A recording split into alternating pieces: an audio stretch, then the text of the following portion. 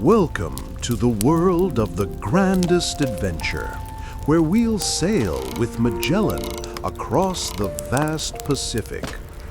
Now settle in, find your most comfortable spot, perhaps a soft chair or even a cozy nook.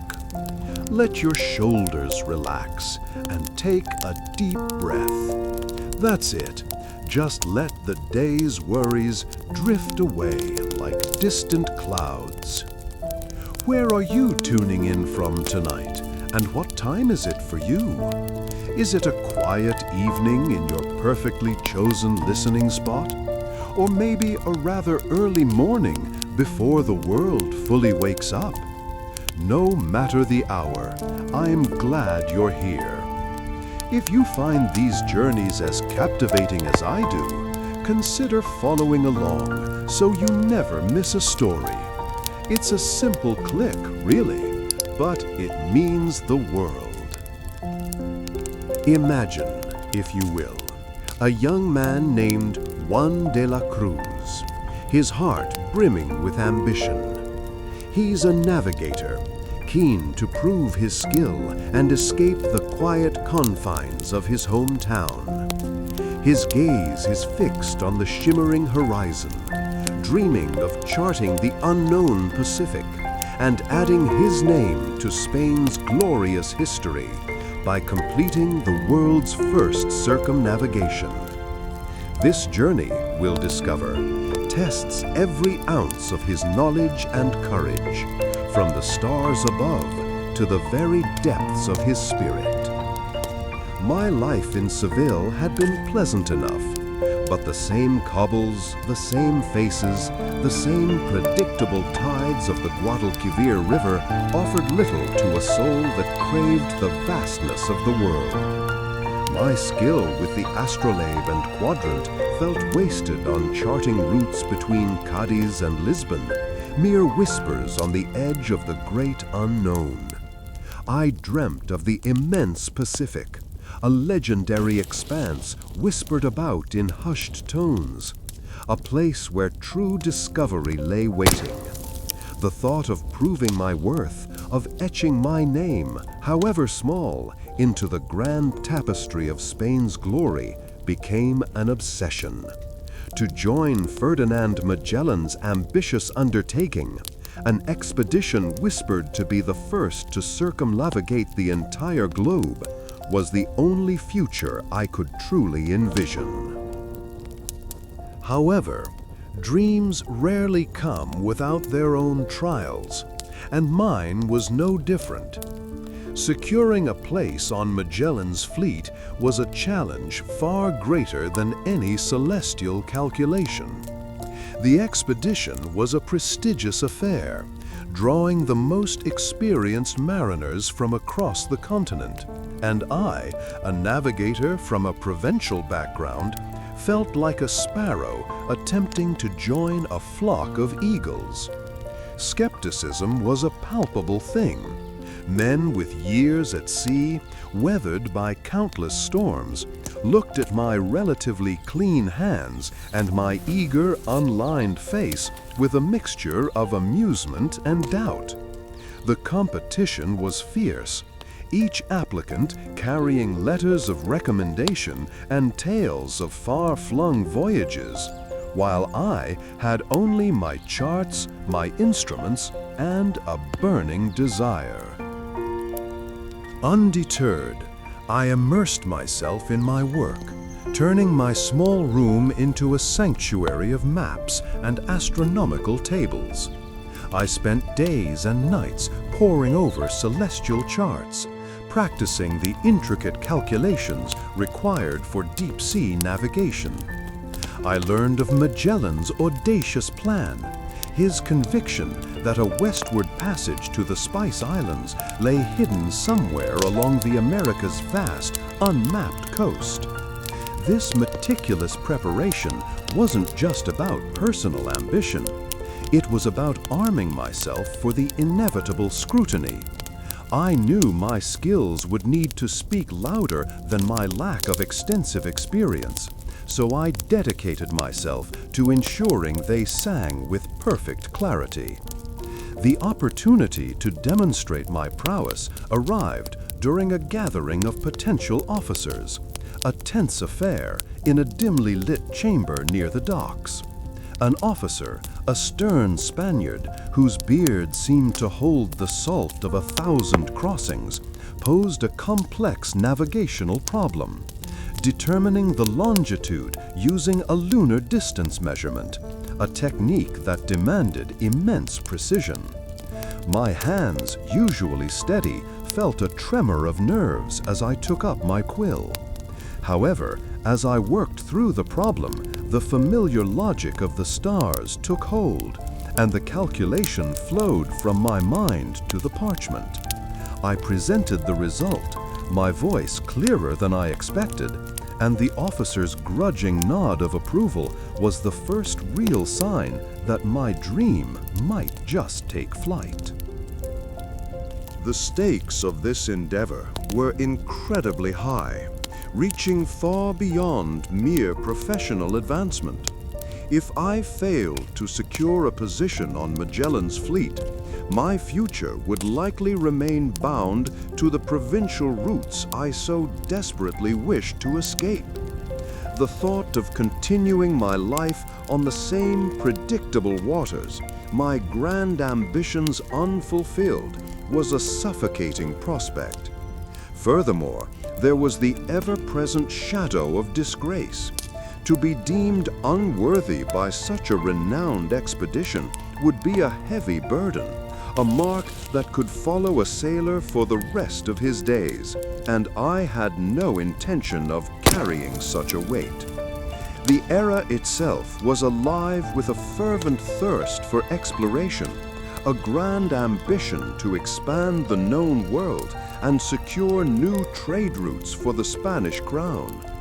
This was a time when the maps were still filled with fantastical beasts and uncertain coastlines, a period where daring individuals were willing to risk everything for the promise of the unknown.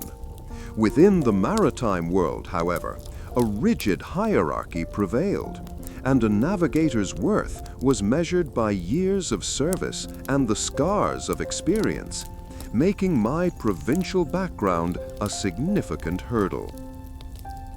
My confidence in my own skills was high, born from years of diligent study and an innate aptitude for the precise language of the stars. Yet, as I stood on the docks, the immensity of the undertaking began to truly dawn on me, a realization far grander than any I had previously conceived. The sheer scale of circumnavigating the globe, a feat never before attempted, was staggering. I understood the theory, I could perform the calculations, but the reality of facing the vast, uncharted oceans, the sheer distances involved, was a concept that my limited experience had not yet fully prepared me for. As the days turned into weeks, the air in Seville seemed to grow more vibrant, anticipating the grand departure. Workers, accustomed to the slower pace of port life, moved with a newfound briskness, their calls echoing across the busy docks. Sailors bustled about, securing provisions, their rough voices a constant hum against the creak of timber and the gentle lapping of water against the hulls. I often found myself leaning against a sturdy pilaster, watching the organized chaos unfold, a small smile playing on my lips. This was it. This was the beginning of something truly monumental, and I, Juan de la Cruz, would be a part of it, a thought that filled me with a quiet but profound excitement. It was almost amusing how a man could spend his life tracing lines on parchment, only to find himself about to walk those very lines across the face of the earth. One afternoon, While checking the rigging of one of the smaller caravels, I overheard a group of seasoned sailors discussing the daunting nature of the upcoming voyage. One gruff man, his face a roadmap of wrinkles, declared with a laugh, "We'll be lucky if we see Spain again before our beards reach our knees." His companions chuckled, but there was a nervous edge to their mirth. It was a reminder that while my ambition was alight, theirs was a more practical concern for survival, a stark contrast to my own eager anticipation. This bit of banter, however, highlighted the shared uncertainty that bonded us all, even as we prepared to part ways with everything familiar. I continued my work, meticulously checking the seams of the sails and the condition of the anchors. My duty as a navigator meant understanding not just the celestial sphere, but the very sinews of the ship itself, ensuring its seaworthiness. I learned that a navigator's expertise extended beyond reading the stars to understanding the vessel that carried him. This practical knowledge, often overlooked by those focused solely on charts, was the bedrock of safe passage, and I found a certain satisfaction in mastering these fundamental aspects of seamanship, a grounding that felt just as vital as any calculation I made. Later that week, a lively scene unfolded near a stall selling spiced wine. A merchant, his voice booming, was boasting about the exotic fruits he had acquired from the East, describing their sweet, unfamiliar flavors. He offered me a date, its skin leathery and its flesh yielding a burst of concentrated sweetness. "A taste of the riches that await us, navigator," he exclaimed with a wink. I accepted the offering, savoring the unusual sweetness, imagining it as a small preview of the distant lands we would soon encounter, a pleasant diversion before the true trials of the voyage began. The preparations were truly a spectacle, a grand ballet of trade and labor. Longboats rowed back and forth from shore, laden with barrels of salted meat and casks of fresh water. Teams of men worked to secure the cannons and gunpowder, their grunts and shouts a testament to the labor involved. I observed a group of shipwrights diligently patching the hull of the Trinidad, Magellan's flagship, their hammers ringing with a steady rhythm. Their dedication to the integrity of the vessel was inspiring, a silent promise of seaworthiness that resonated deeply within me. Among the diverse collection of men gathered for the expedition, a subtle undercurrent of tension began to surface, particularly between the Spanish and Portuguese sailors. While most were united by the prospect of adventure, old allegiances and rivalries simmered beneath the surface. I noticed more than a few glares exchanged between men of different nationalities. Whispers of distrust passed between them like a contagion. It was a reminder that this grand undertaking was also a complex human endeavor, fraught with the same petty squabbles and suspicions that plagued any gathering of men. As I continued my preparations, I stumbled upon an unusual detail in one of the ship's logs from a previous, less ambitious voyage.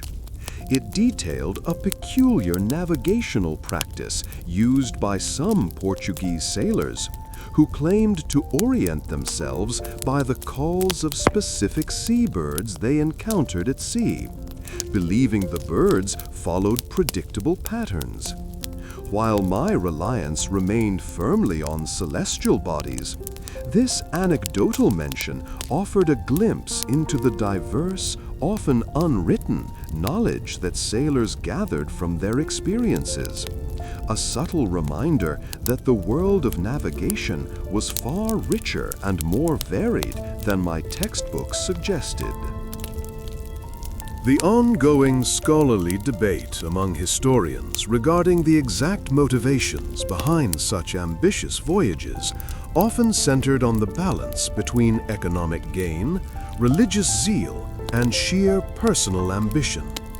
Some argue the primary driver was the quest for spices and wealth, while others emphasize the desire to spread Christianity to new lands. My own drive, I knew, was a potent blend of proving my own worth and contributing to Spain's expansion, a personal ambition intertwined with the nationalistic fervor of the age. The sheer scale of the expedition, the meticulous planning involved in outfitting 5 ships and a crew of over 250 men, was a constant source of wonder and a subtle pressure. I was keenly aware that my own provincial background made me a less obvious choice for such a critical role. The thought of being dismissed before we even set sail, of returning to my quiet life with nothing but the sting of failure, was a prospect I pushed aside with every calculation I completed. My reputation, my future, and indeed my dreams rested on these meticulously prepared calculations. The final days in port were a flurry of activity, a crescendo of preparations before the great hush of the open sea. I stood on the deck of the San Antonio, my assigned vessel, the salt spray misting my face, a tangible sensation that felt like a blessing. The sheer number of barrels being loaded, the bustling activity of the sailors, the commanding presence of the ship itself, it all coalesced into a singular, powerful impression. I looked out at the horizon, a vast, unbroken expanse of blue, and a thrill, sharp and exhilarating, shot through me. The moment of proving myself was fast approaching, and I was ready. The challenge of convincing Magellan and securing my place had been met, but the true test, the vastness of the ocean and the weight of responsibility, lay just beyond the horizon. The rough hands of the sailors, calloused and strong, contrasted with my own, still relatively smooth, but now imbued with a new purpose. I clutched the charts close, a familiar weight in my hands, feeling the intricate lines and symbols represent not just distances and depths, but the very fabric of my ambition. The promise of what lay ahead, both glorious and terrifying, was a powerful current pulling me forward. The call of the horizon was irresistible. The acceptance papers felt like a weighty confirmation in my hands, solid proof that my persistent calculations and meticulous charts had finally earned me a place aboard one of Ferdinand Magellan's grand ships. My personal mission had shifted from mere ambition to the tangible reality of sailing, of finally stepping onto the deck of a vessel destined for the unknown Pacific, leaving behind the quiet, predictable roots of my homeland. As I made my way to the ship assigned to me, a vessel named San Antonio, the sheer scale of the endeavor began to sink in. The docks buzzed with activity. Sailors of countless nationalities, their faces etched with a mixture of anticipation and apprehension, moved about their tasks, and I felt a keen awareness of my own provincial background in their midst. This transition, however, was not without its initial challenges. Shipboard life demanded an immediate adjustment, a different rhythm dictated by the sea and the captain's will, and I found myself under the watchful eyes of officers who seemed to possess the weathered wisdom of 100 voyages. Their scrutiny was intense. Every action, every word was an unspoken test of my competence.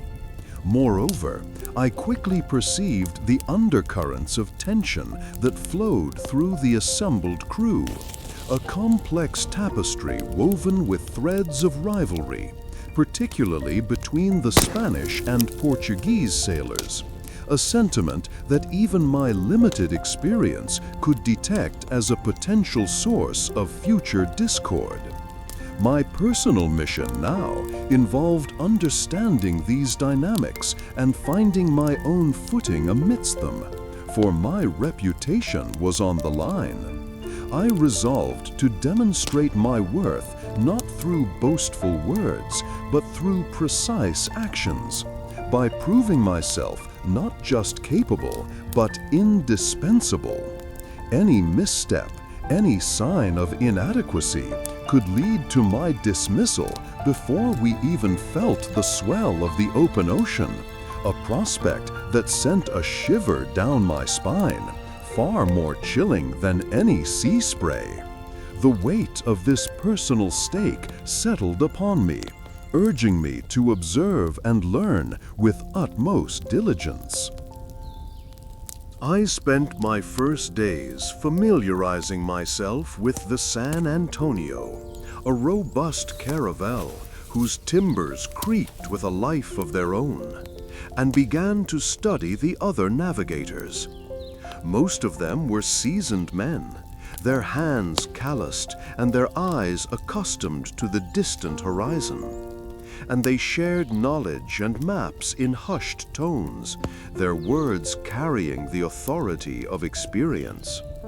Their seasoned demeanor presented a stark contrast to my own eager yet less tested approach, and I found myself constantly comparing their confident movements to my own still developing sea legs. Observing Captain General Magellan was a revelation in itself. His meticulous planning was evident in every detail, from the provisioning of the ships to the careful selection of charts. Yet it was his almost obsessive drive that truly captured my attention. This voyage was more than just exploration. It was a complex political undertaking, fraught with the ambitions of kings and the rivalries of nations. And I began to understand that the currents surrounding this expedition ran deeper than any ocean. This realization added a new layer of complexity to my personal mission, demanding not only navigational skill, but a keen awareness of the political landscape. My professional application in these early days involved a thorough examination of the navigational instruments and the precious charts we carried. I meticulously checked the astrolabes and quadrants, ensuring their accuracy, and compared our maps with the latest available information, noting discrepancies and potential issues with a keen eye for detail. This systematic approach, born from my provincial training, was my way of asserting my professional competence, of laying down a foundation of reliable data upon which our voyage would depend. This thoroughness, I soon discovered, was not unnoticed. One of the senior officers, a stern Spaniard who had initially regarded me with a degree of skepticism, approached me one afternoon. He presented a complex calculation involving lunar distances, a method used to determine longitude at sea, asking for my assessment. I worked through the figures carefully, my mind recalling the hours I had spent poring over celestial tables in the quiet solitude of my studies, and I was able to offer a precise answer, pointing out a subtle inaccuracy in his own assumptions. The officer's surprised nod was a small victory, a confirmation that my dedication had not been in vain. This interaction, a subtle display of my professional application, was the key that secured my place, not just as a crew member, but as a navigator whose skills were genuinely valued. The historical insight here is that such voyages were not solely the domain of renowned captains.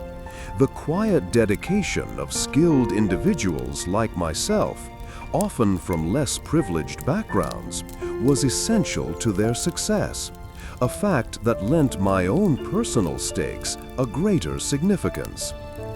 As I continued to familiarize myself with the ship and its crew, my initial ambition, once a burning ember, began to transform.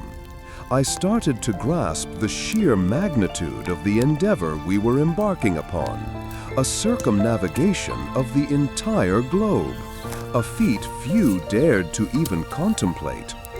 This dawning appreciation for the logistical and political complexities, the immense undertaking that lay before us, moved me beyond simple ambition. It was a profound shift, a recognition of the true scale of human endeavor and the challenges we would undoubtedly face. The rough textures of the ship's rigging felt solid beneath my hands as I tested the lines, a tangible connection to the work ahead. I could hear the coarse shouts of the sailors in the distance, their language unfamiliar but their purpose clear.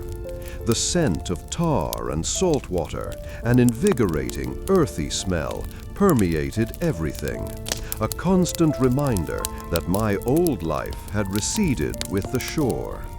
This new world aboard the San Antonio was one of constant learning, of proving myself day by day. The inherent mistrust among the diverse nationalities on the crew, a sentiment I had only begun to sense, became more pronounced as we prepared for departure. Whispers of discontent, particularly from the Portuguese officers who felt their own claims to leadership were being overlooked, reached my ears.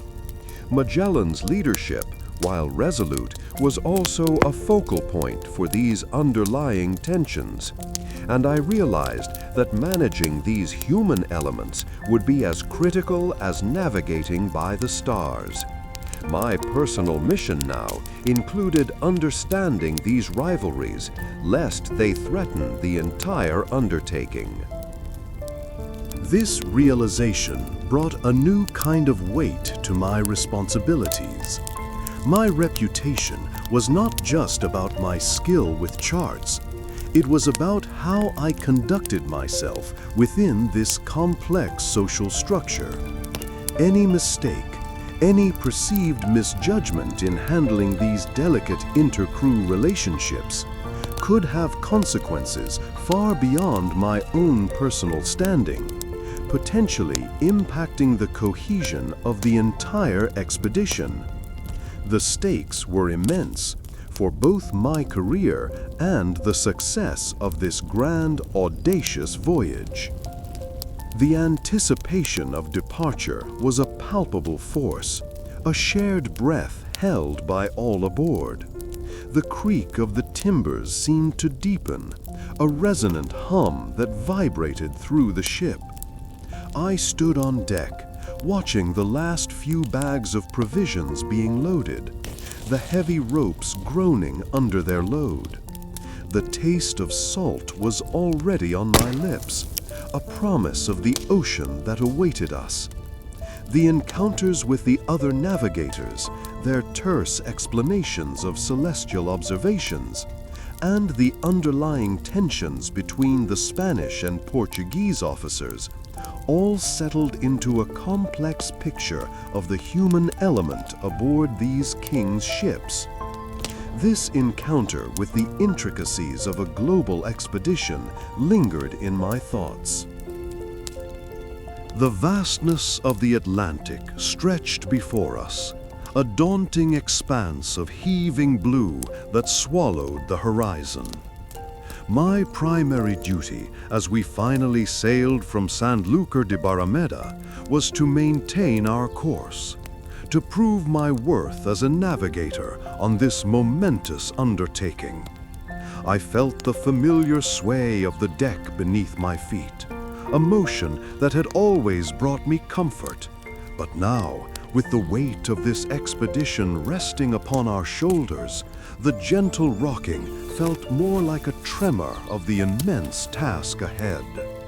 My colleagues, many of them seasoned sailors with weathered faces that spoke of countless voyages, seemed to view my provincial background with a silent skepticism, a challenge I was determined to overcome with every calculation, every celestial observation.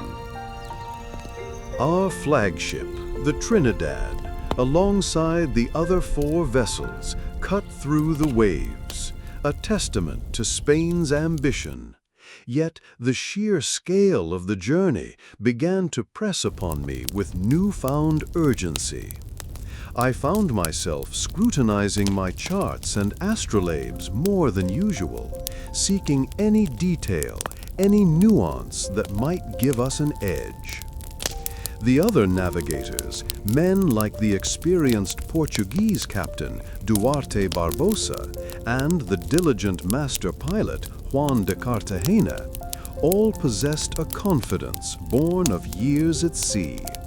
And I, Juan de la Cruz, a navigator only recently recognized for my skills, felt a constant pressure to match their expertise.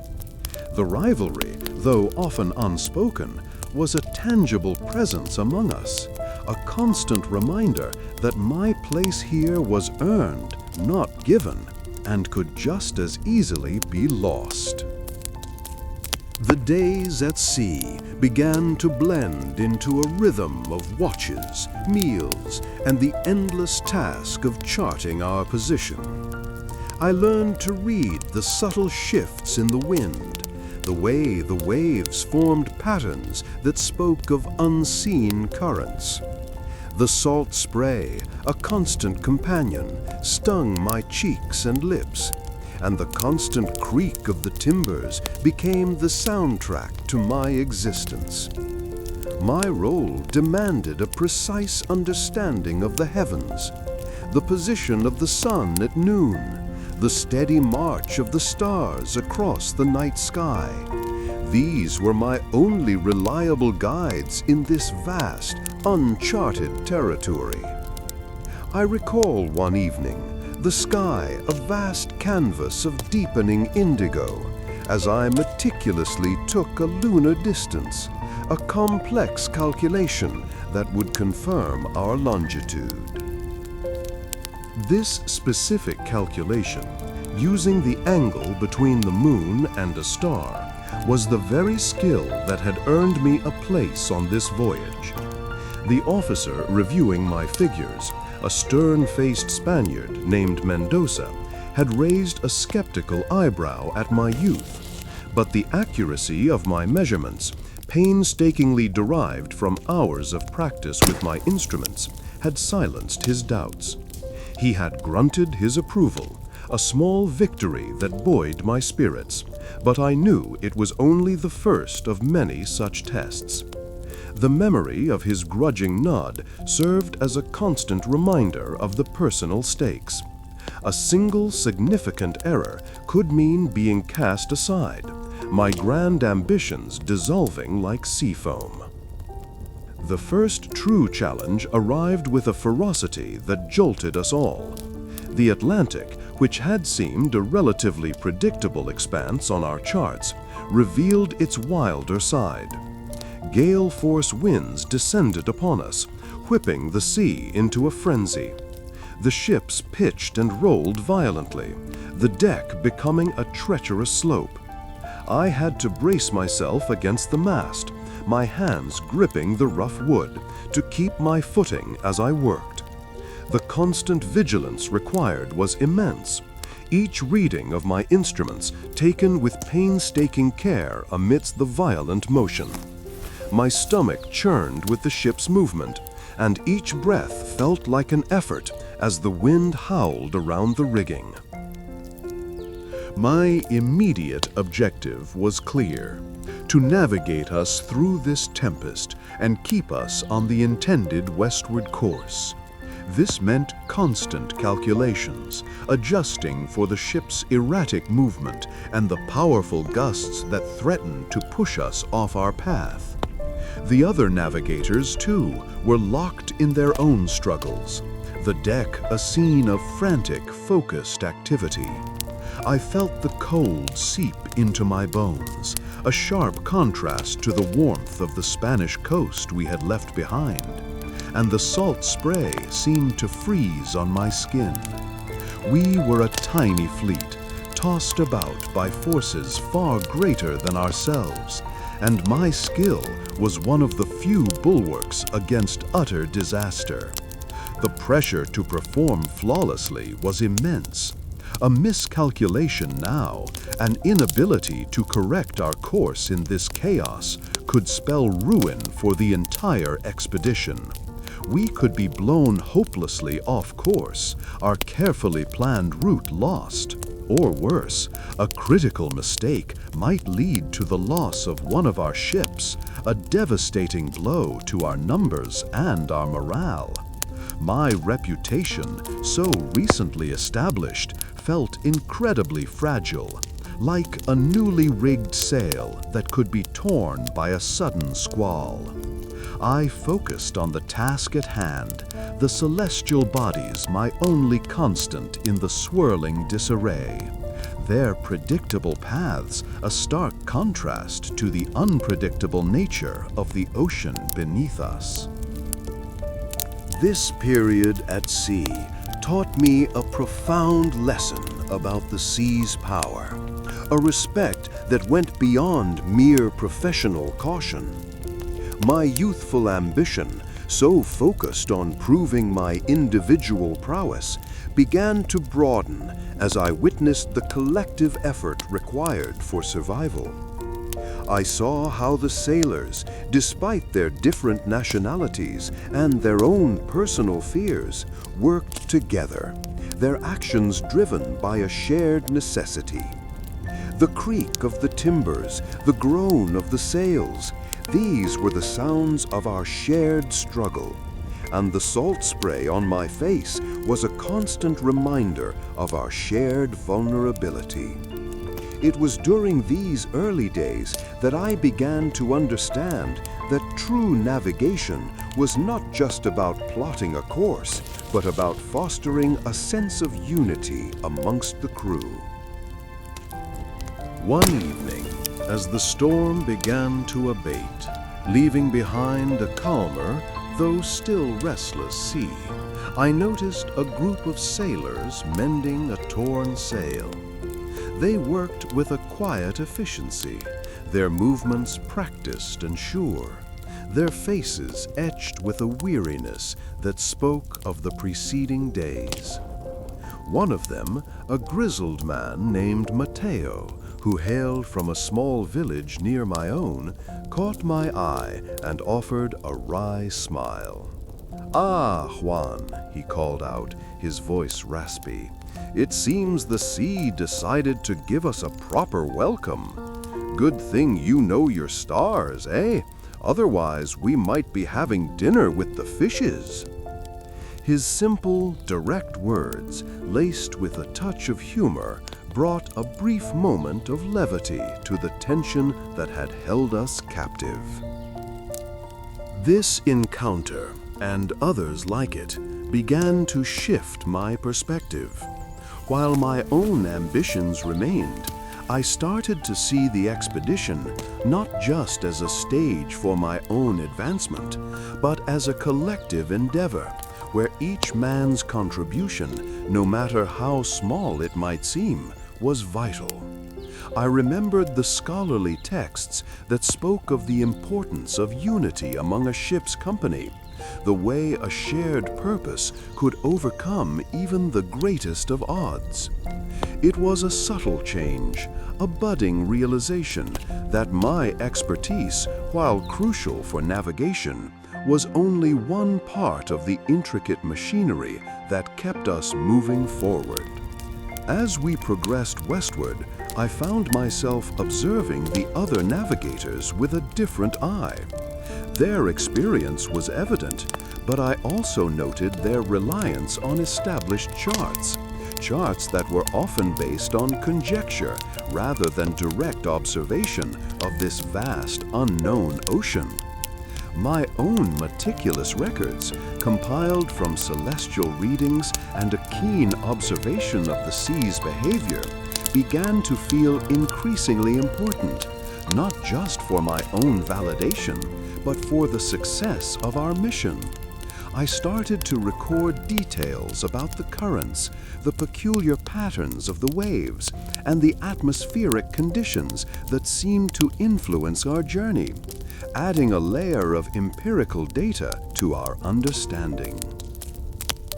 During this time, I also learned about a peculiar practice used by some mariners of the era, the use of seabirds as an indicator of land.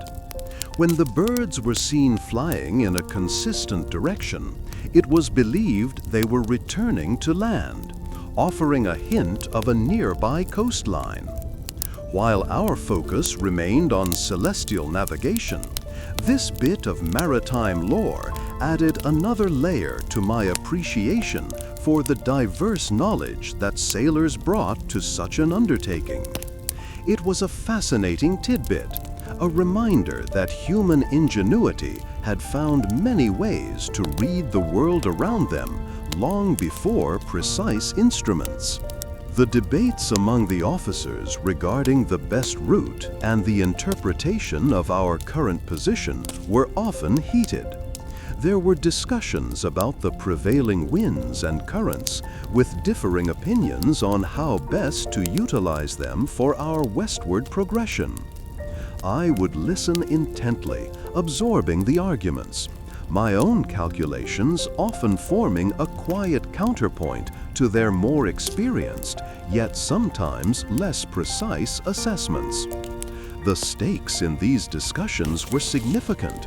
A wrong turn, a misjudgment of the vast oceanic flows could lead us into perilous waters or extend our already long journey immeasurably. The collective experience of the Atlantic crossing, with its moments of terror and its periods of hard-won progress, began to forge a subtle bond between myself and some of the other navigators. We had shared the brunt of the ocean's fury, and in that shared ordeal, a grudging respect began to grow. I had witnessed something that would stay with me, a profound understanding of the sea's immensity and the true mettle of the men who sailed upon it. I had witnessed something that would stay with me, the stark reality of our vulnerability against the ocean's might and the growing necessity of collective strength. The ships, battered but unbroken, finally cleared the formidable mouth of the strait. Before us stretched a sea so vast, so impossibly serene, that it earned a new name, the Pacific. My mission now was not merely to find a passage, but to chart this immense unknown ocean, a task that dwarfed any celestial calculation I had ever performed. The immensity of it pressed down, a silent, endless blue that offered no landmarks, no familiar stars to orient us beyond our immediate course. As we ventured further into this boundless expanse, days bled into weeks, then months. The relentless sameness of the ocean began to wear on the men. I felt it too, a dull ache of isolation that settled deep in my bones. We had provisions, though they dwindled with each passing day, and the constant, unchanging breeze offered little relief from the ever-present dampness that clung to our clothes and the very timbers of the ship.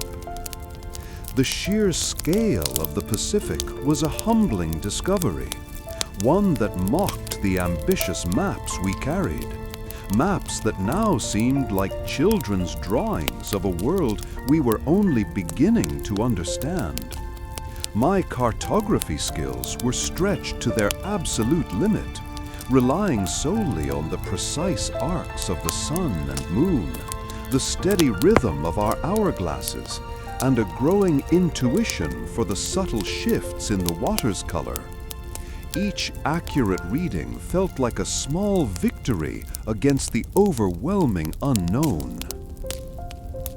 The challenge lay not only in the vastness, but in the insidious creeping of despair among the crew.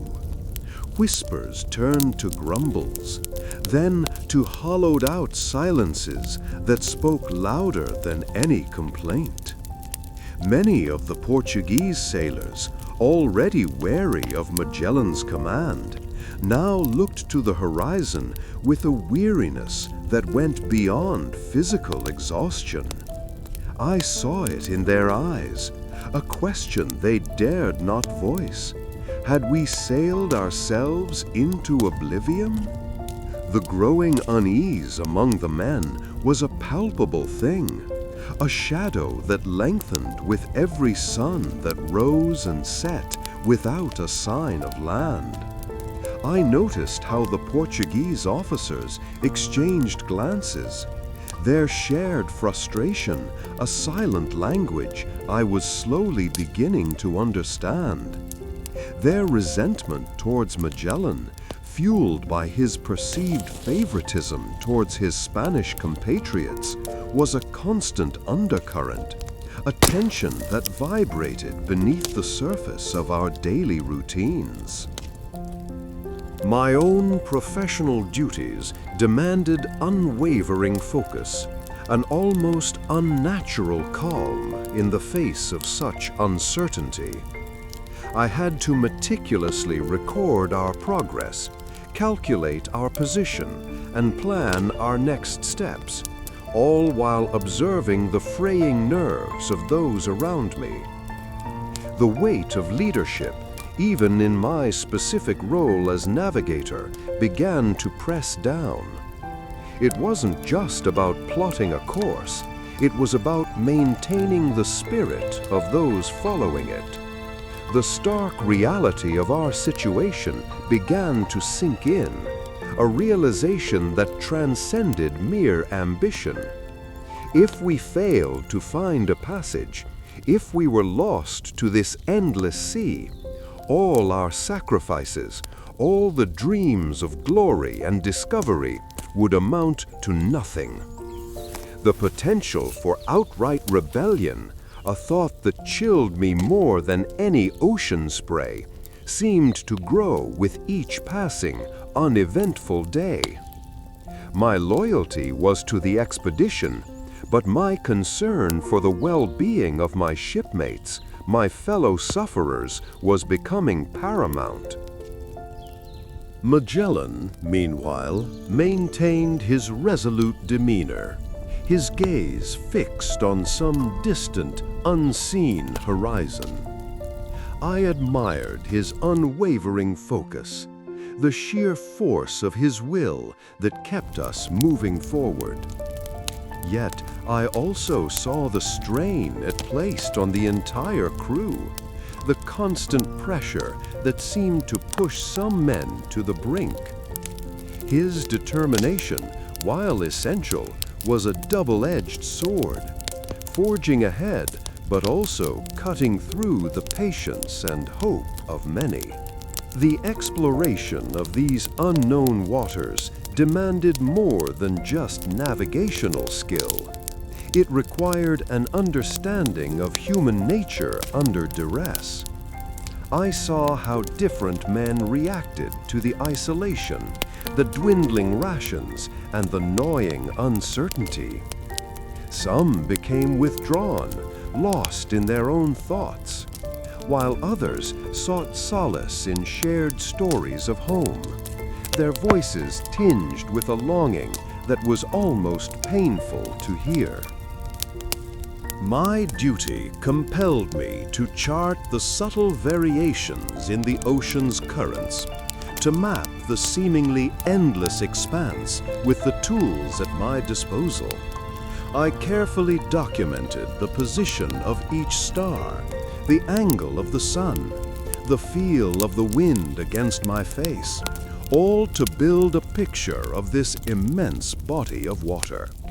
This meticulous work was my way of imposing order on a world that felt utterly untamed, my contribution to the grand endeavor. The men's faces, etched with fatigue and the constant exposure to the elements, told a story all their own. Their movements grew slower, their laughter rarer. I noticed how they would pause more often to catch their breath, a subtle indication of the effort required just to perform simple tasks in this relentless environment. The promise of discovery was still there, but it was shadowed by a more immediate, more pressing need: sustenance. The journey across this vast Pacific was a stark lesson in the limitations of human knowledge and the sheer resilience of the human spirit. We were a tiny speck on an immense canvas, and our progress was measured not in leagues covered, but in the slow, arduous passage of time. I began to understand that this voyage was as much an internal exploration as it was an external one, a journey into the very depths of our own endurance. My understanding of Magellan deepened with each passing day at sea. I saw his unwavering resolve, the almost fanatical drive that propelled him forward. But I also perceived the immense pressure he carried.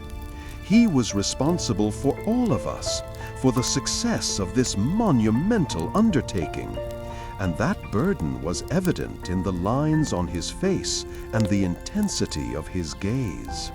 He was a captain, yes, but also a man wrestling with the immense weight of his command and the uncertain future.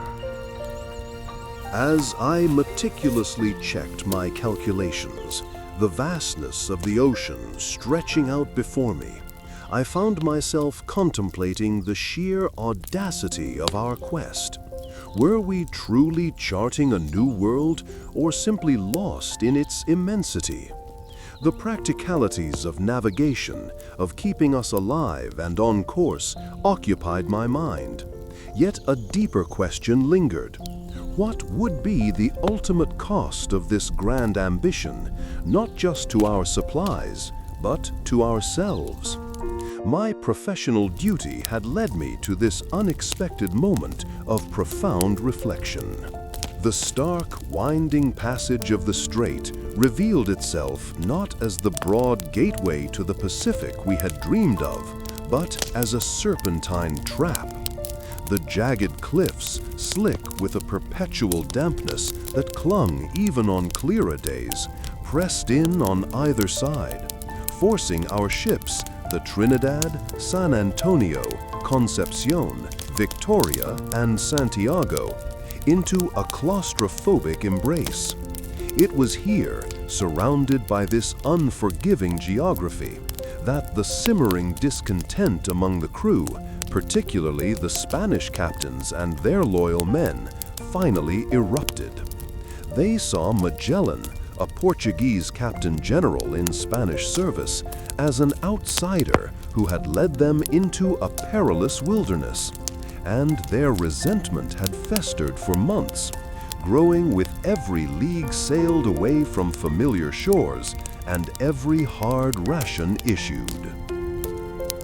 This growing unrest had been a shadow for weeks, a murmur of discontent that I, as a navigator tasked with charting our perilous course, could not ignore. During my watch, I often overheard hushed conversations in the dimly lit passages below deck, whispers of Spanish pride wounded by perceived slights and Portuguese arrogance. These voices spoke of Magellan's stubbornness, his unwavering conviction that this was the only path westward, a conviction that many believed bordered on madness. The sheer difficulty of finding this strait, coupled with the dwindling supplies and the ever-present threat of starvation, only fueled their doubts and amplified their grievances against our Captain General's leadership. One evening, as the salt spray stung my eyes and the wind howled a mournful song through the rigging, the whispers turned to shouts. Captain Juan de Cartagena, a man whose Spanish lineage seemed to weigh heavily on him, openly defied Magellan, claiming the voyage was doomed. I was on deck, meticulously checking the logbook and comparing it against the night sky, trying to plot our position in this bewildering labyrinth of waterways, when the alarm bells rang out. The air, already cool and damp, seemed to crackle with a new dangerous tension as men loyal to Cartagena moved to seize control of the San Antonio, one of our largest vessels. My heart pounded a frantic rhythm against my ribs, a drumbeat of alarm and confusion. Part of me, the part that understood the unforgiving nature of the sea and the absolute necessity of a unified command, recoiled from the chaos. Yet, years of study had instilled in me a deep respect for order and a quiet loyalty to the expedition's purpose, even if I harbored my own private reservations about our Captain General's methods. This was not merely a disagreement, it was a direct challenge to Magellan's authority, a mutiny that threatened to tear our small fleet apart before we had even truly entered the vast, unknown ocean that lay beyond. The sight of armed men confronting each other on the decks, their faces contorted by anger and fear, was a visceral shock. I watched from a distance as Magellan, ever resolute, faced down the mutineers, his voice a clear, commanding force that momentarily cut through the din. He ordered the ships to separate, to regain order, and in that tense standoff, I realized the true depth of the division within our ranks. The Spanish officers felt their honor and their nation's pride were at stake, and their defiance was not born of simple disobedience, but of a profound sense of perceived injustice. As the mutiny unfolded, my professional duty became a desperate balancing act. While the conflict raged, I had to continue my work, my navigational charts representing a critical thread in the fragile tapestry of our voyage. The strait itself was a marvel of geographical complexity, a tangled network of channels and islands that defied easy mapping.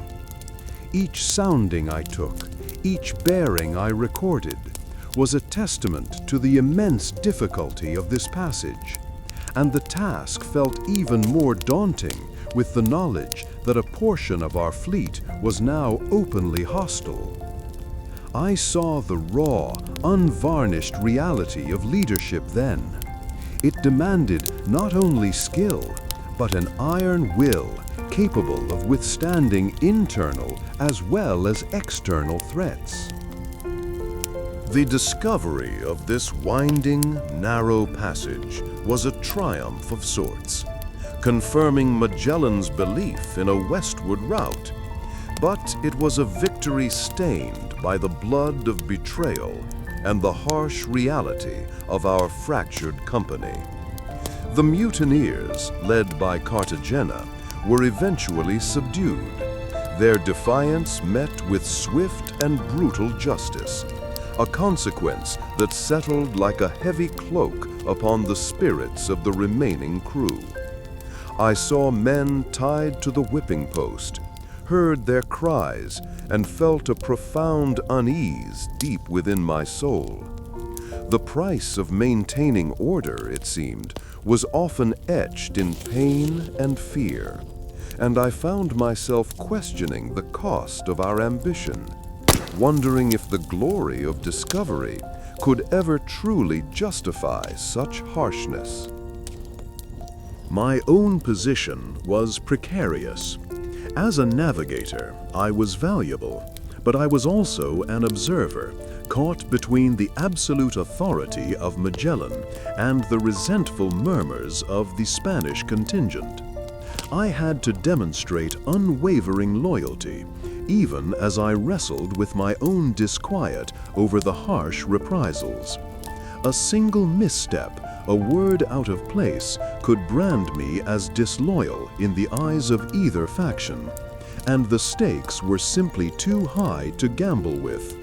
The lives of all aboard, including my own, depended on our ability to navigate not only the treacherous waters, but also the even more dangerous currents of human ambition and national pride. The subsequent days were marked by a strained quietude, a tense peace that felt far more dangerous than open conflict. We continued our slow progress through the strait, the relentless effort of steering and charting a necessary distraction from the lingering animosity. The sheer scale of this passage, however, began to reveal itself more fully. It was not a simple channel, but a complex waterway, forcing constant adjustments to our course and demanding every ounce of my concentration. I recall one particularly challenging day when a sudden squall swept down, obscuring our view and making accurate celestial navigation almost impossible, forcing us to rely on dead reckoning and soundings with the lead line.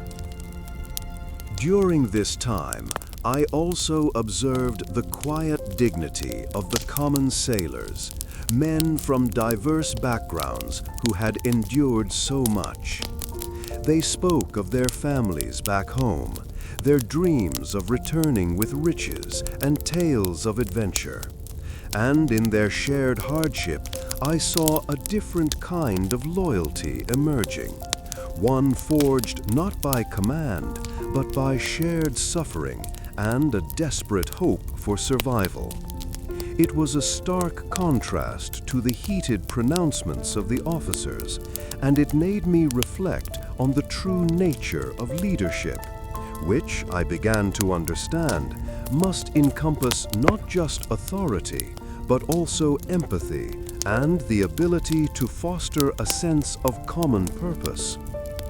The stark beauty of the strait's fjords, carved by ancient glaciers, offered moments of breathtaking awe.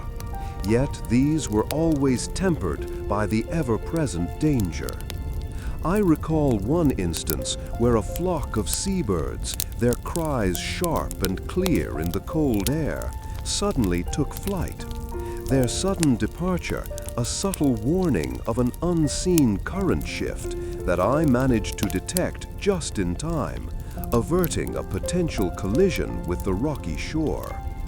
This close call, though frightening, served as a vivid reminder of the constant vigilance required and the profound responsibility that rested upon my shoulders, a responsibility that weighed as heavily as the charts themselves.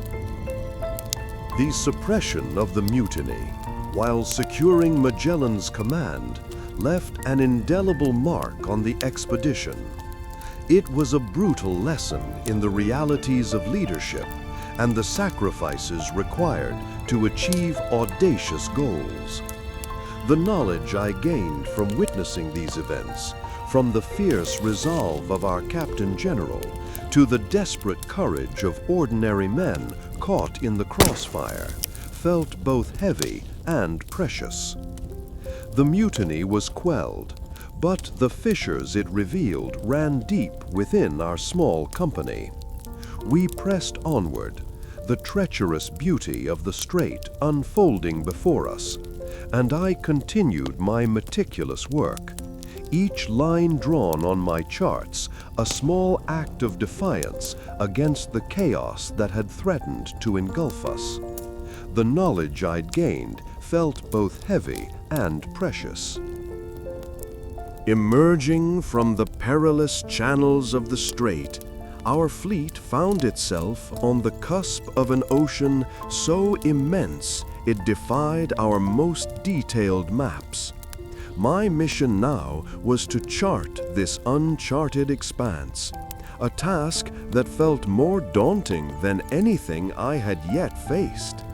The sheer scale of this new sea, which the Spanish would soon call the Pacific, stretched out before us, a canvas of endless blue that promised both discovery and an isolation we could scarcely comprehend.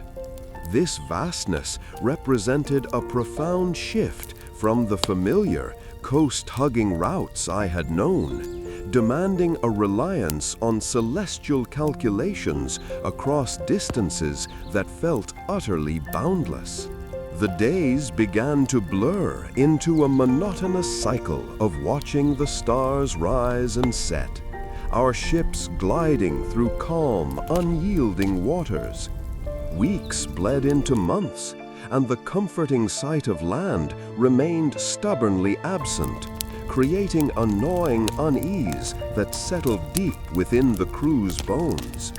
We encountered periods of utter stillness, where the winds that propelled us vanished entirely, leaving us adrift in what the sailors called the doldrums.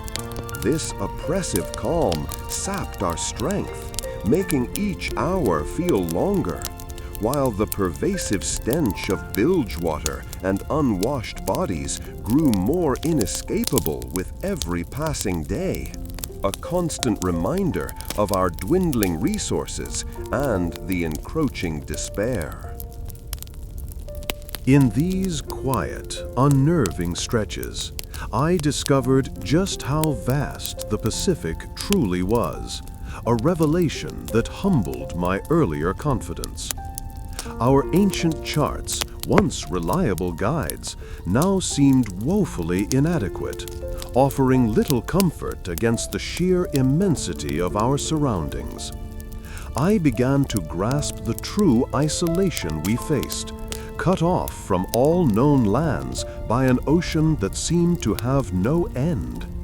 My professional skills, so carefully honed, were now tested by the lack of any familiar landmarks, forcing a complete reliance on the stars and the precise calculations I could derive from them. The personal stakes were stark and ever-present. Starvation became a terrifyingly real possibility. I felt the heavy weight of responsibility for the meager rations we still possessed, each portion carefully measured and distributed, doing little to quell the growing hunger pangs amongst the men. The creeping threat of scurvy, a sickness that weakened the body from within by stealing vital nutrients, cast a long shadow over our diminishing numbers.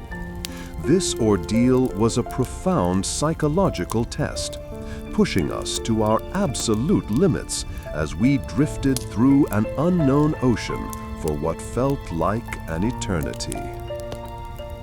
This immense journey across the Pacific was revealing the true character of our undertaking, far exceeding the initial pursuit of glory.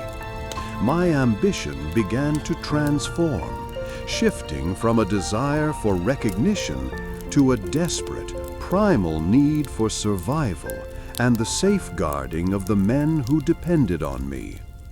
I witnessed, with a growing sense of dread, the slow and agonizing decline of my shipmates, their faces gaunt, their movements sluggish, their once boisterous spirits dulled by relentless hardship and hunger. Their suffering, a constant ache in my own gut, underscored the profound personal cost of this grand adventure. As we continued our solitary journey, a quiet contemplation began to form within me, spurred by the ceaseless rhythm of the sea. I found myself wondering about the dreams that had drawn so many men, myself included, to this vast emptiness.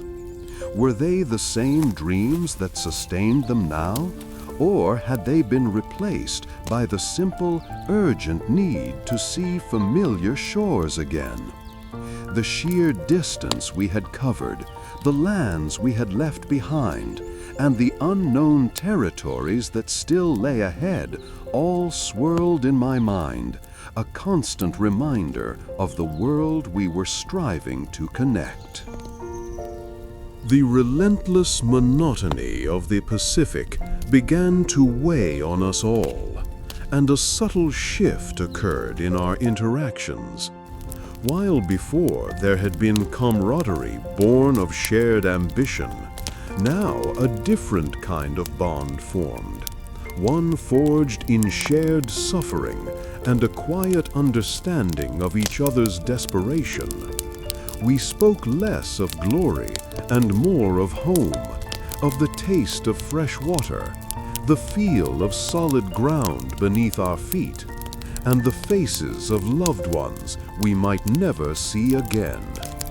This shared longing created a fragile sense of unity, a quiet pact to endure whatever came next together. My daily task of charting our progress, of meticulously recording our position by the stars, became more than a duty. It was an act of defiance against the overwhelming anonymity of the ocean.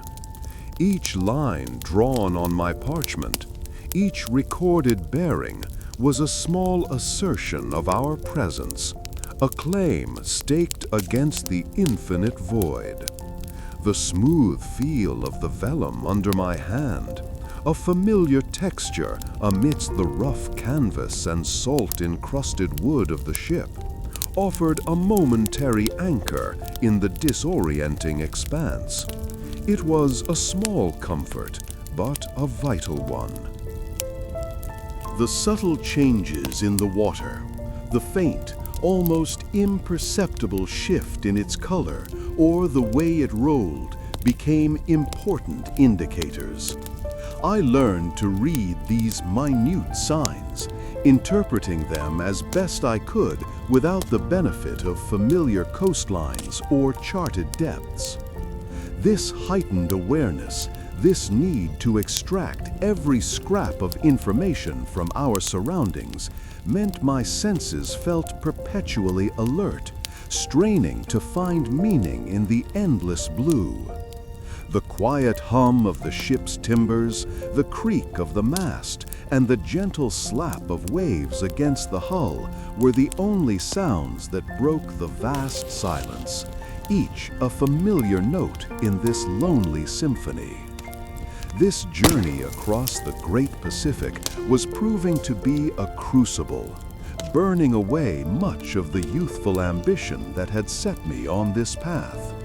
My focus narrowed, driven by the immediate needs of survival and the preservation of the men entrusted to my care.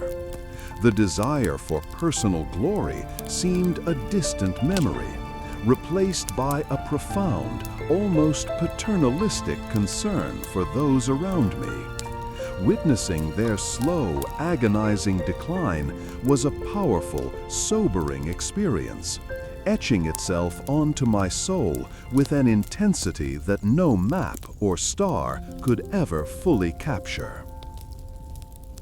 The dwindling provisions meant that each meal became a somber ritual, a stark accounting of what little remained.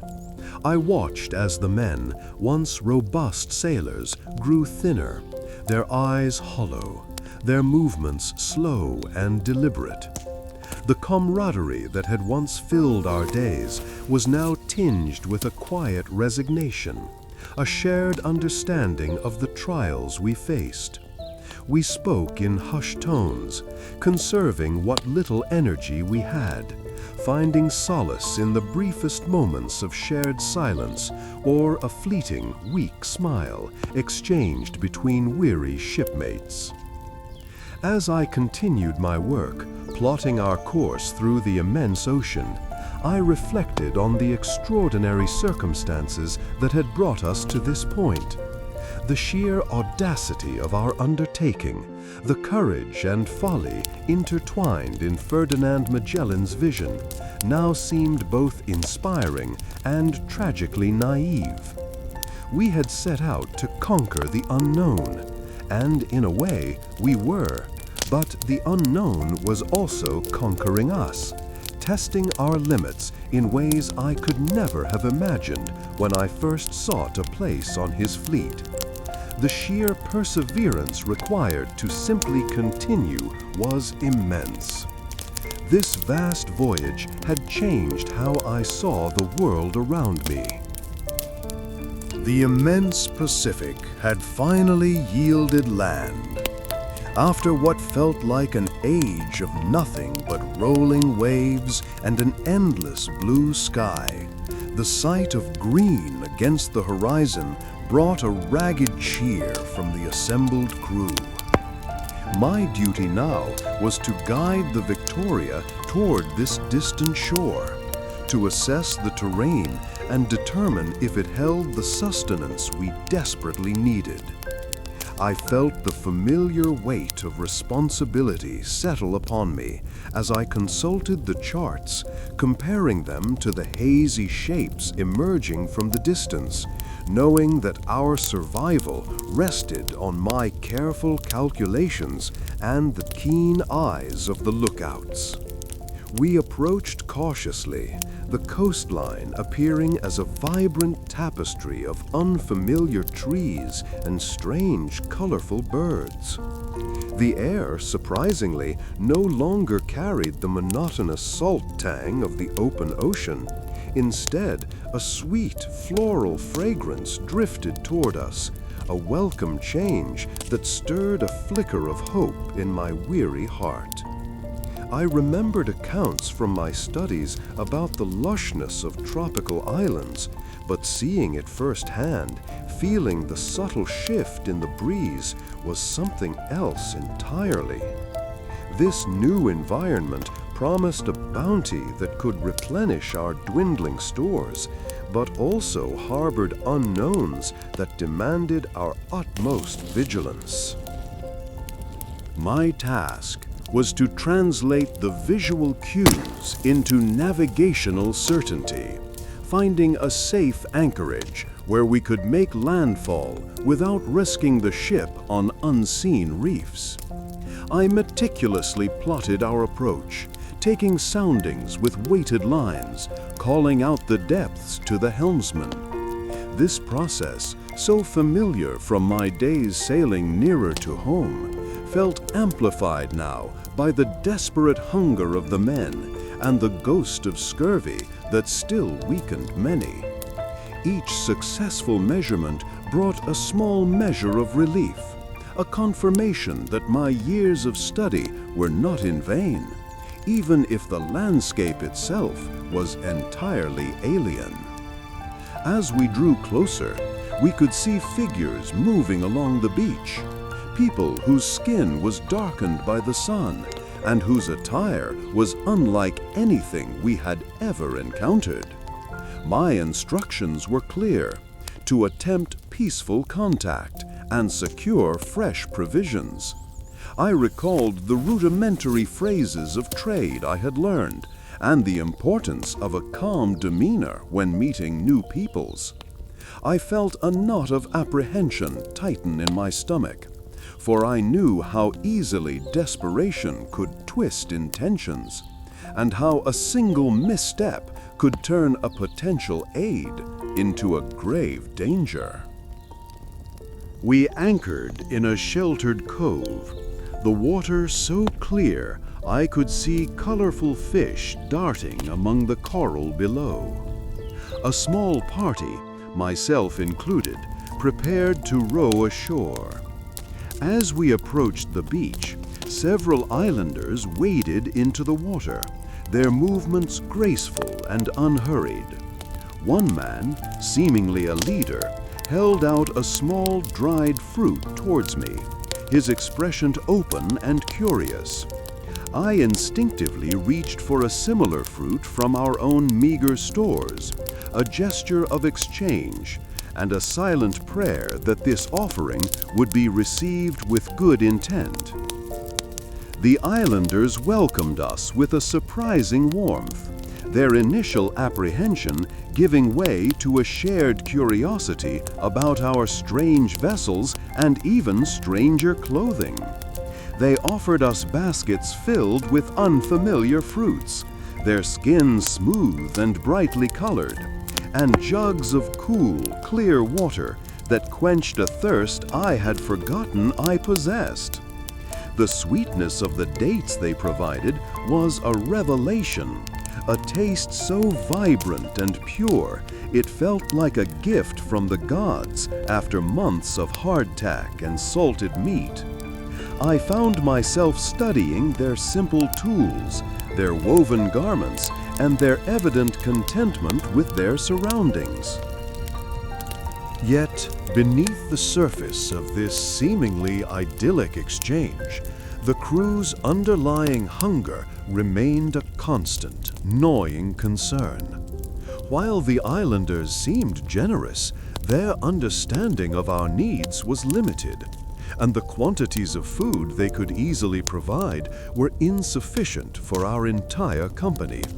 I saw the wary eyes of some of our men, their patience thinning, their thoughts turning towards taking what they needed by force. My role was not just to navigate the seas, but to navigate these human interactions, to ensure that our desperation did not lead us to actions that would endanger us all. I spent a good portion of my time trying to explain, through gestures and the few words we shared, the critical nature of our situation. I pointed to my empty stomach, mimed eating, and then gestured towards the vast ocean, hoping to convey the immense distance we had traveled and the scarcity of our provisions. It was a delicate balance, trying to convey urgency without appearing demanding or threatening. I observed how the islanders worked together, their tasks divided with a natural rhythm, a communal effort that seemed deeply ingrained in their way of life. One of the most striking differences I noticed was their complete harmony with the natural world around them. They knew which plants could be eaten, which could be used for medicine, and how to fish the waters without depleting the stock.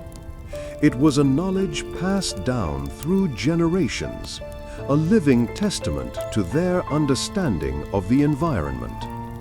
This was a stark contrast to our own reliance on manufactured tools and distant supply lines, and I wondered what we had lost in our pursuit of conquest and empire.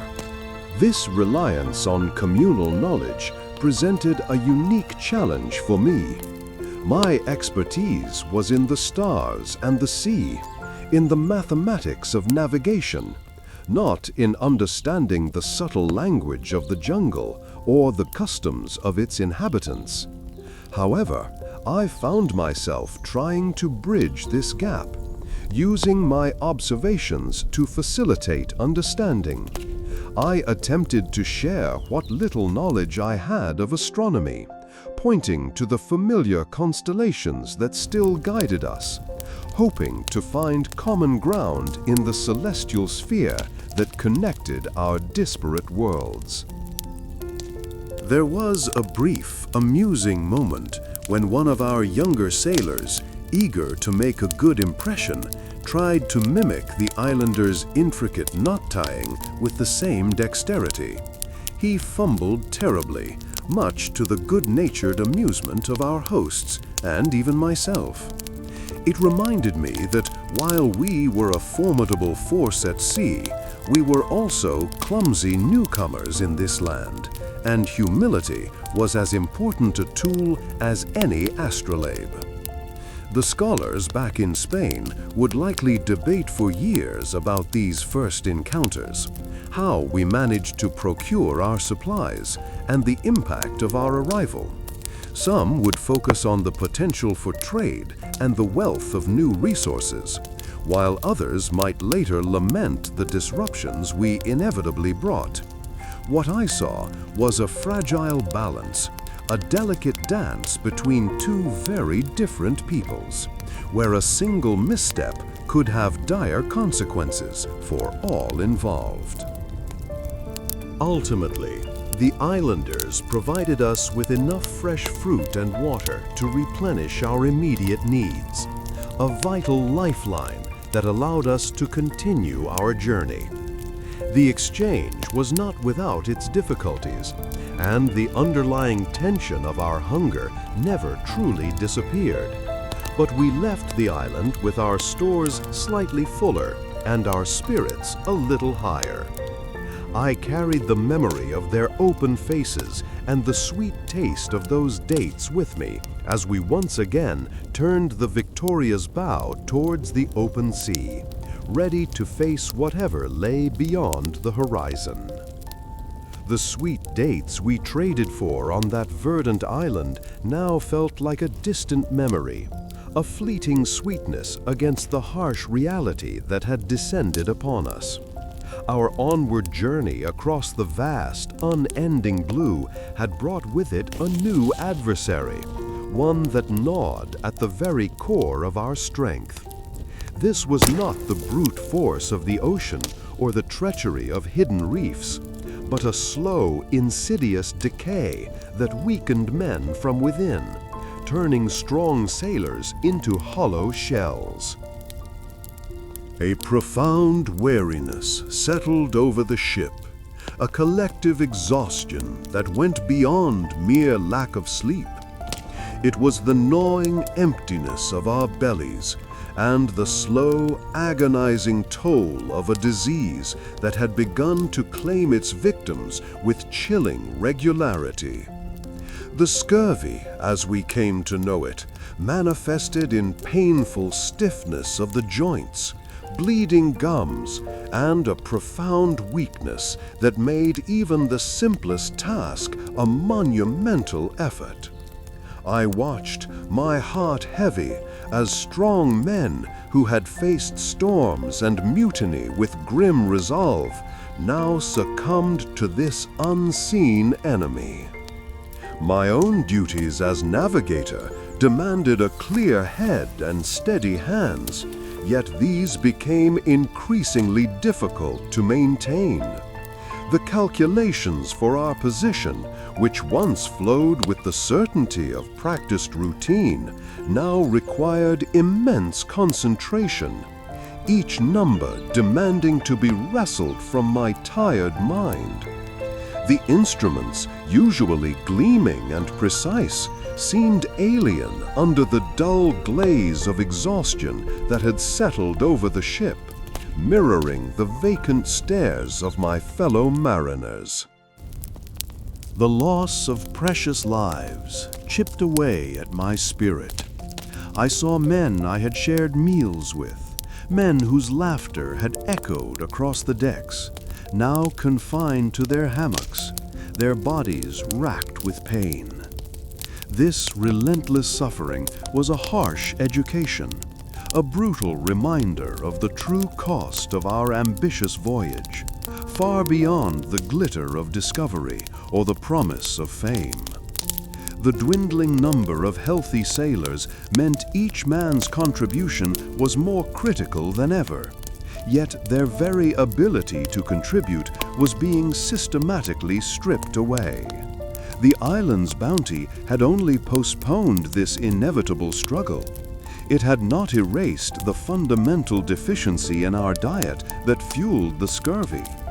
I began to truly understand the devastating impact of malnutrition on a man's ability to function, to think clearly, and to endure hardship. This knowledge was a heavy burden, for it meant that the very condition plaguing us was a direct consequence of the long, unforgiving stretches between reliable sources of fresh food, a problem that seemed almost insurmountable in the immensity of this ocean. One could feel the desperate measures some men were driven to, their wills eroded by hunger and the gnawing fear of what lay ahead. Whispers of pilfered biscuits or hoarded scraps of dried meat circulated, breeding mistrust and casting a shadow over the remaining camaraderie.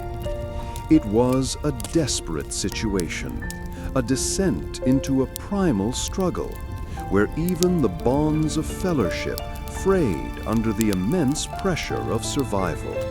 And I worried constantly about the loyalty that held our dwindling crew together.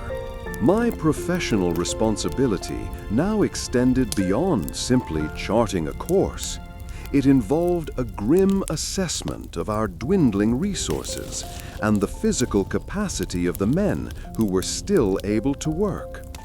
Each decision regarding rationing felt like a direct sentence, a choice between prolonging the suffering of many or risking the complete collapse of our efforts by being too generous.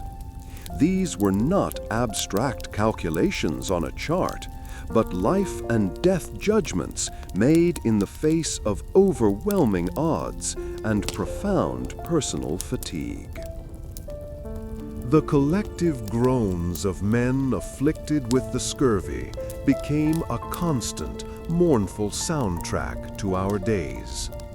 I found myself wrestling with my own growing fatigue, the same weariness that afflicted everyone, yet I knew I could not afford to succumb. My role demanded a level of clarity that seemed impossible to maintain when surrounded by such widespread suffering. My ambition, once a bright, guiding star, had faded, replaced by a desperate, burning need to simply see my shipmates survive this ordeal. The reality of our situation pressed in on me. We were a crippled vessel, manned by ghosts of our former selves, adrift in an ocean that seemed determined to swallow us whole. The meticulous charting I performed each day felt increasingly futile, when the very hands that would execute my commands were too weak to grip a rope or too stiff to hold a tiller. It was a stark illustration of how human endeavor, no matter how skilled or determined, remained utterly dependent on the physical well-being of those undertaking it. Observing these deeply personal struggles, I started to grasp the profound interconnectedness of our fate. Each man's suffering was a burden shared by all, a drain on our collective will and capacity. It became clear that true leadership in such desperate times was not about issuing orders, but about fostering a resilience that transcended individual hardship, a shared spirit that could withstand the crushing weight of our circumstances and continue to guide us forward, however slowly. The vastness of the Pacific had already taught me about the limits of our world, but this new struggle with disease revealed the limits of the human body and the fragility of life itself. The memory of those islanders, their vibrant health and abundant fruits, served as a painful counterpoint to our own decline. Their knowledge of their environment, which had provided us with life-saving sustenance, now highlighted our own deficiencies and the harsh lessons we were learning about the fundamental requirements for long-term survival at sea. My initial drive for personal glory had long since been eclipsed by a burgeoning sense of duty to these men. I felt a profound responsibility for their well-being, a weight that settled heavily upon my shoulders each morning as I surveyed the gaunt faces around me.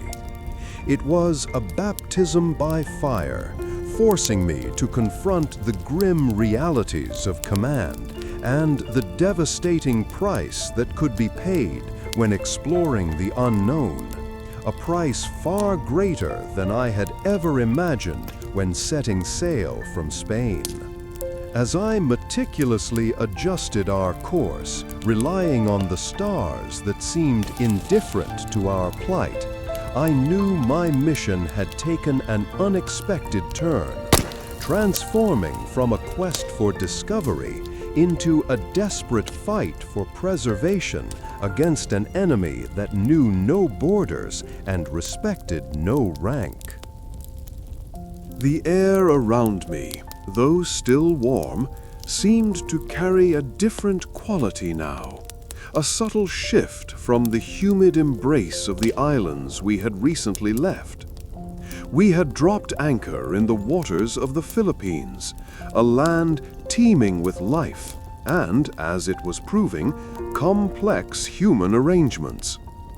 My task, as one of the few navigators still capable of charting our course, was to understand these new surroundings, to piece together the fragmented whispers of alliances and trade that swirled around Ferdinand Magellan, our Captain General. He was a man driven by an unyielding purpose, and here, amidst these vibrant shores, I saw that purpose leading him into alliances that felt as delicate as the woven sails overhead. Magellan had become deeply involved in the local political landscape, a web of rivalries and allegiances that was entirely foreign to me, a simple provincial navigator. He possessed a remarkable ability to grasp military tactics, a brilliance that had saved us on many occasions, but here his confidence seemed to border on overreach. We had witnessed his capacity to inspire, but now I saw a burgeoning overconfidence that made my own gut clench with a familiar apprehension. The crew watched, their faces etched with a mixture of hope and a weariness that had become a constant companion. As Magellan navigated not just the seas, but also the intricate social currents of this archipelago. This led to a deeply unsettling event. Magellan, ever eager to assert his vision, involved himself in a dispute between local chieftains, a situation far removed from our original mission of finding a westward passage. I observed him from a distance, his commands sharp and decisive, yet I sensed a dangerous disconnect between his strategic acumen and his understanding of this unfamiliar human terrain. The stark reality of his overconfidence would soon become tragically apparent, a lesson etched in blood on the shores of a small island called Mactan. Then came the skirmish on Mactan. It was a swift and brutal encounter, a clash of cultures and intentions that unfolded with terrifying speed. The sounds of fighting, sharp and alien to my ears, pierced the relative quiet of our anchorage. I saw our men, unnumbered and caught in a conflict they barely understood, struggling against fierce island warriors. The tactical brilliance I had admired in Magellan seemed to falter here, replaced by a misjudgment that cost him dearly. I could only watch, my hands gripping the railing, as our Captain General fell amidst the chaos, a devastating blow to our entire endeavor. Magellan's death was a shock that reverberated through the remaining fleet like a physical blow. The man who had been the unwavering lodestar of our journey was gone, leaving a void filled with uncertainty and a palpable fear among the crew. With his passing, the mantle of leadership fragmented, and the weight of decision-making fell upon shoulders less accustomed to such immense pressure. I, a navigator who had once merely plotted courses, now found myself in a position where my counsel was increasingly sought, a disquieting shift in my role.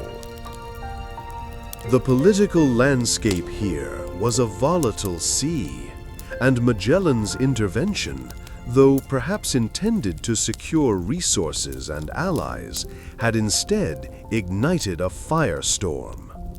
I saw how quickly the alliances he had painstakingly forged could shatter, how a single miscalculation could turn friends into formidable foes.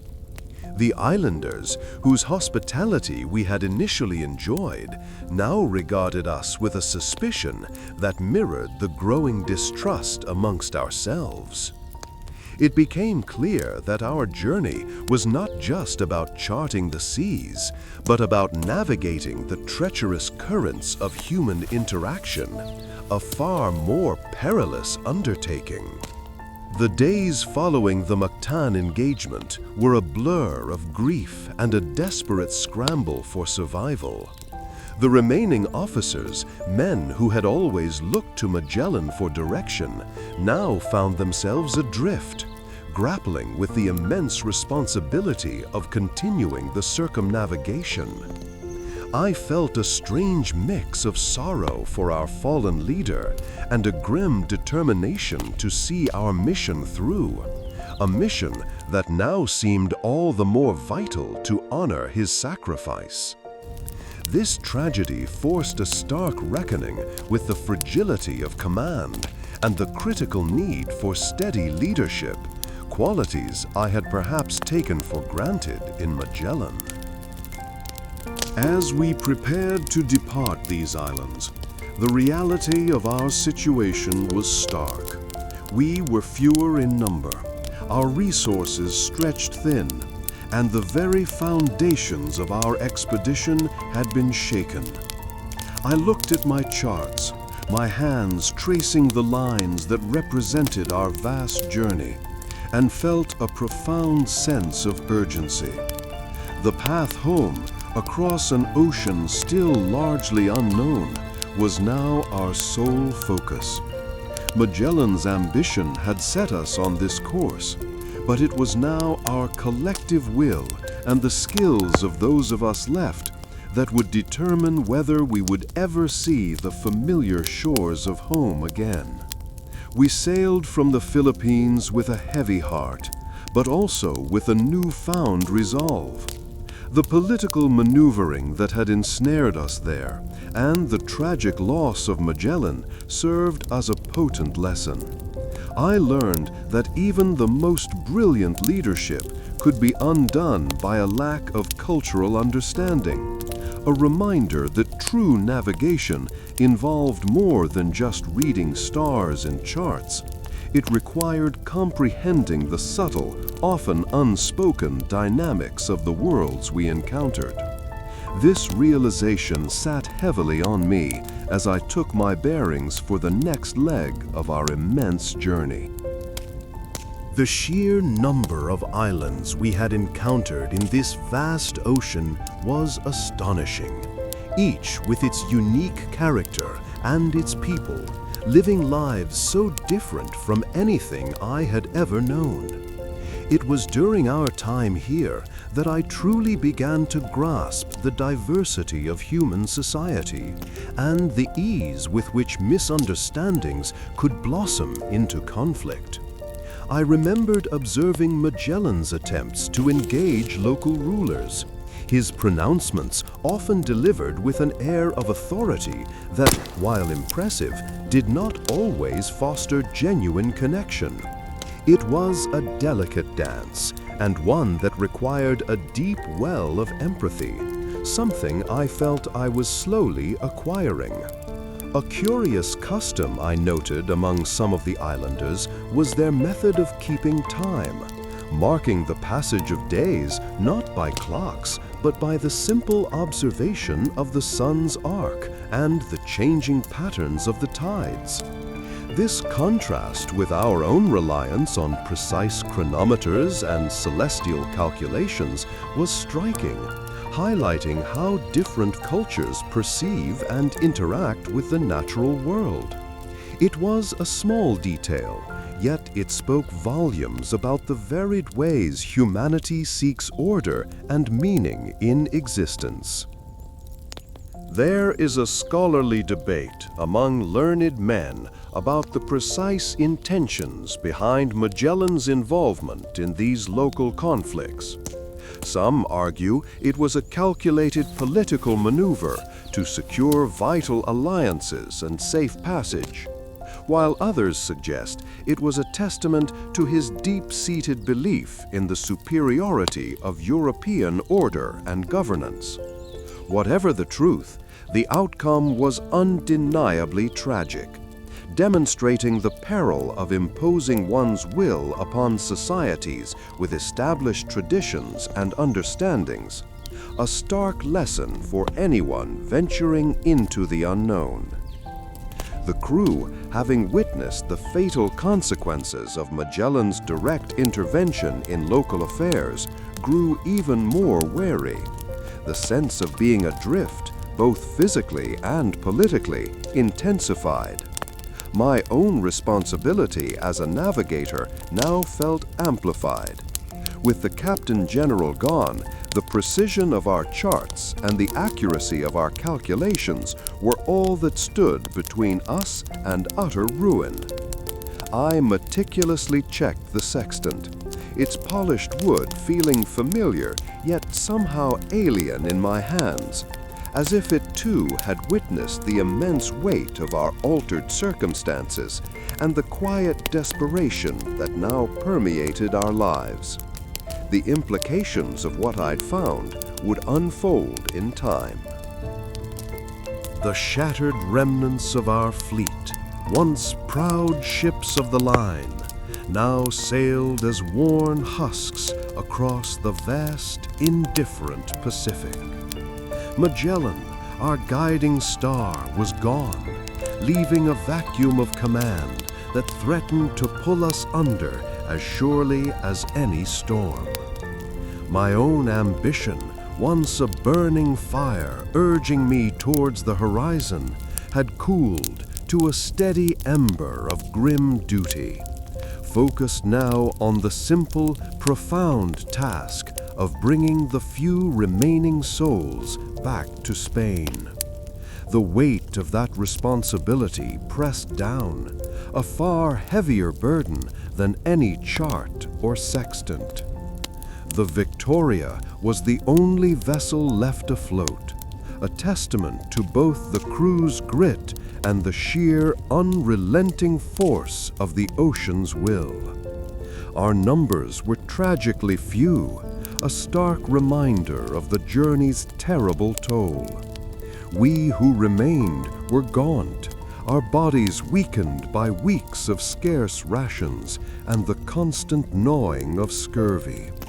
Yet within us stirred a shared resolve, forged in shared suffering.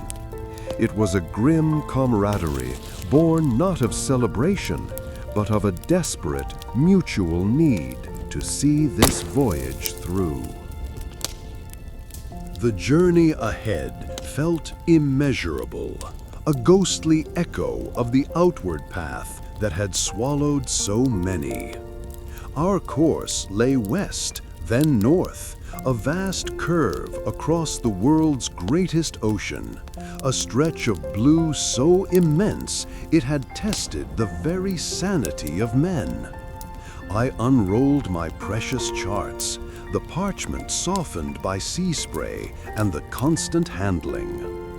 My fingers traced familiar lines of coast and currents, but now a new understanding layered itself upon the old.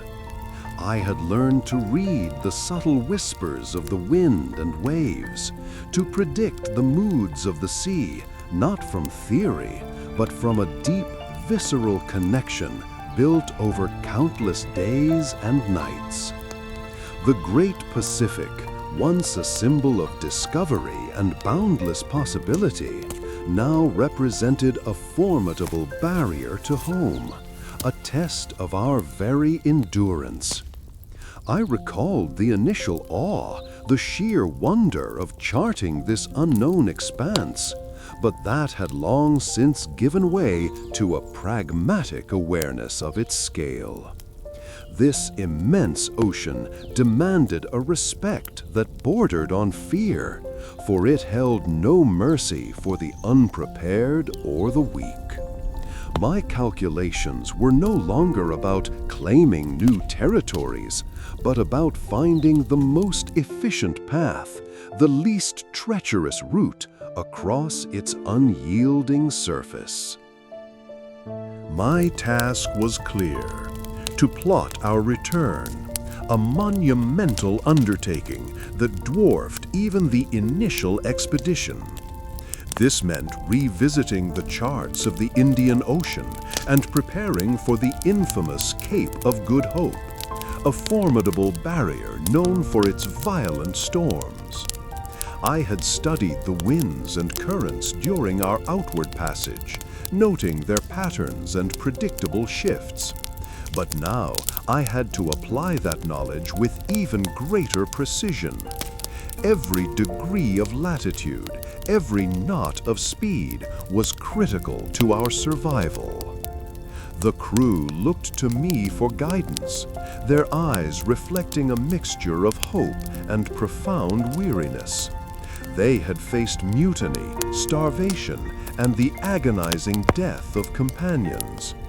Now they placed their trust in my ability to navigate the vast unknowns that still lay before us. This trust was a heavy mantle, one I bore with a quiet solemnity. My youthful ambition to prove myself had been stripped away, replaced by a singular focus on the well-being of these few precious souls. The challenges were manifold, extending beyond the purely navigational. With fewer hands to manage the ship, every task became a struggle. I found myself assisting with sail repairs, lending my strength to the men hauling ropes, and even helping with the mager cooking.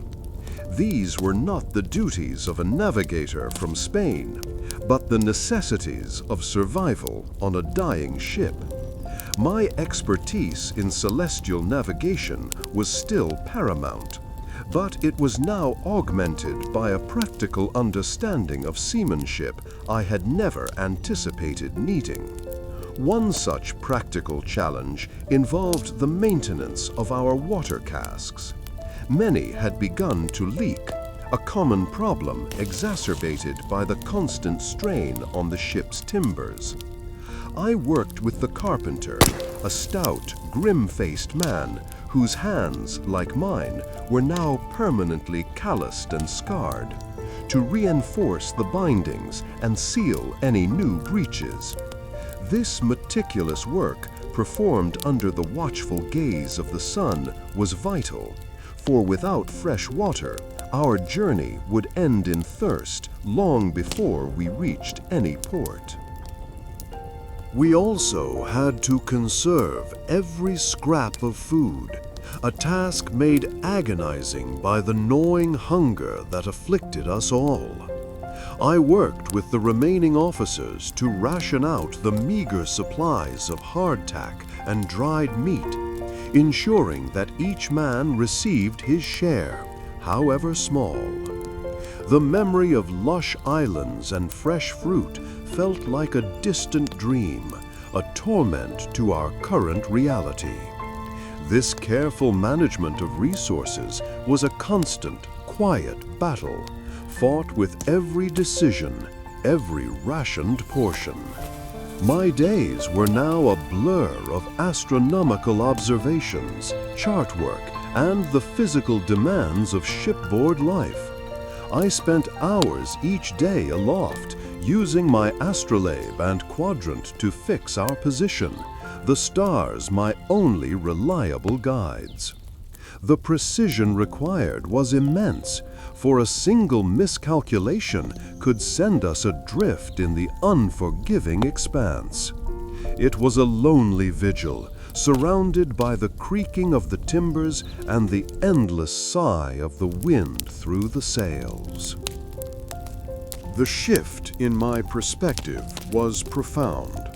The glory I had once sought felt hollow now, replaced by a deep, enduring respect for the sheer tenacity of the human spirit.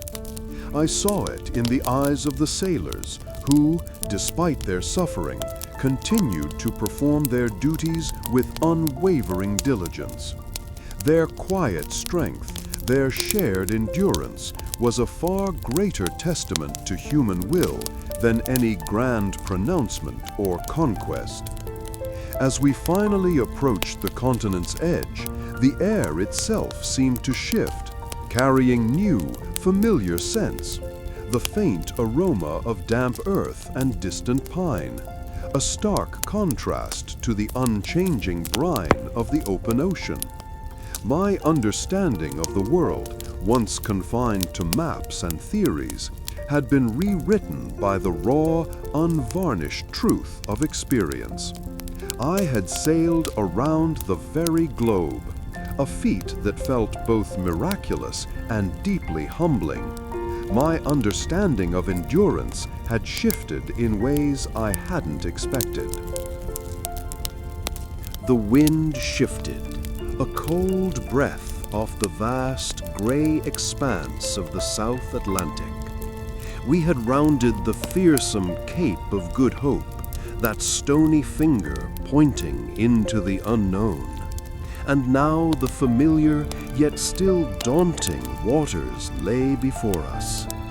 My mission, as it had been for so long, was to guide the Victoria, our sole surviving ship, across this immense ocean and back towards the shores of Spain.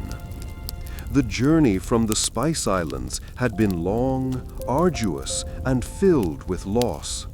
But to see these waters again, however challenging, brought a faint stir of anticipation. I felt the familiar weight of the charts beneath my fingers, a tangible connection to the knowledge that had sustained us through so many trials. The South Atlantic, however, was proving just as unforgiving as the tales described, and far more so than my earlier optimistic crossing. Great gray swells rose and fell with relentless energy, threatening to overwhelm our weary vessel. The wind, which had carried us so favorably from the west, now turned against us with a sharp, biting cold that pierced the thin wool of my doublet. I remembered the balmy breezes of the Pacific Islands, the humid warmth that clung to the skin. This was a harsh, raw power, stripping away any lingering illusions of ease. Each gust seemed determined to tear the sails from their ropes, a constant testament to the untamed might. This harshness tested the integrity of our aging ship with every passing hour. Timbers groaned under the strain, and the constant creaking of rigging was a sound I had grown accustomed to, but now it seemed more a lament than a steady song. The exhausted crew, fewer than 100 souls now, worked with a grim determination, their faces etched with fatigue and the biting cold.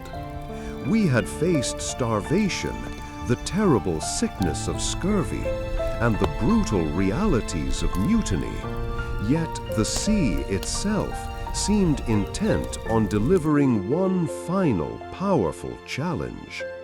I watched the men, their movements sluggish from weariness and hunger, and felt a fresh wave of anxiety wash over me.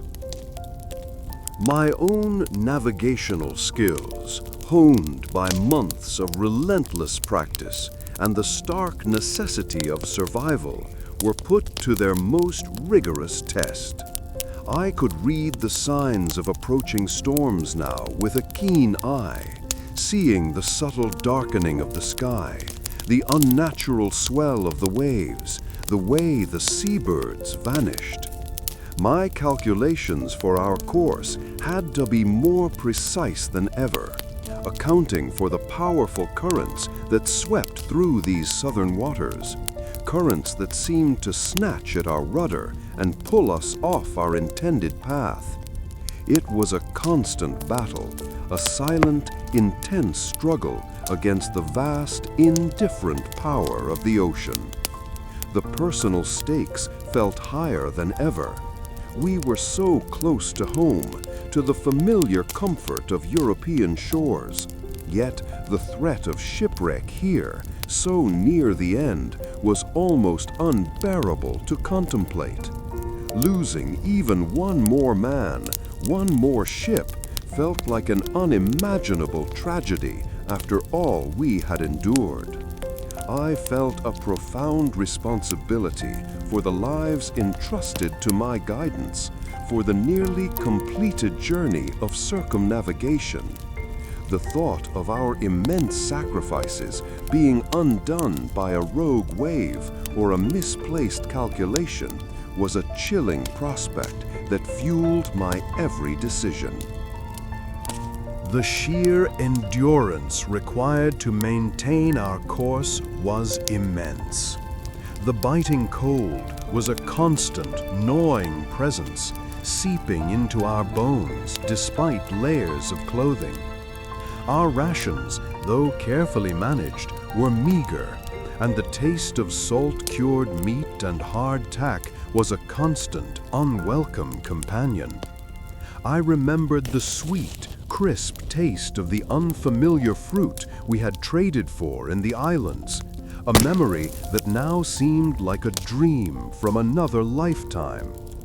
The ocean's fury mirrored the exhaustion in our own bodies, a relentless demand for strength that we possessed in ever-diminishing supply.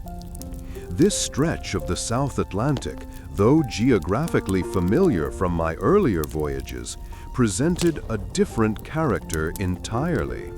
The currents here seemed more unpredictable, the storms more sudden and violent than the steady gales I had encountered on the outward journey. It was a stark reminder of how much the ocean's temperament could change, and how our understanding of it, while growing, was still so incomplete. I spent hours poring over the few remaining charts, comparing them with my own meticulous observations, trying to discern the subtle patterns that would guide us safely homeward. The crew's morale, while not broken, was certainly strained. Whispers circulated about the severity of the storms and the dwindling provisions, and I understood their fears. It was a natural human response to face such overwhelming odds with a sense of unease. Yet there were moments that broke through the grim reality. One afternoon, as the sun broke through the clouds for a brief, glorious hour, a sailor began to hum a familiar tune from our homeland. Soon others joined in, their voices rough but surprisingly strong. It was a small thing, a fleeting moment of shared humanity and hope, but it meant more than words could express. During one particularly violent squall, the mainmast, already weakened by previous storms, began to splinter ominously.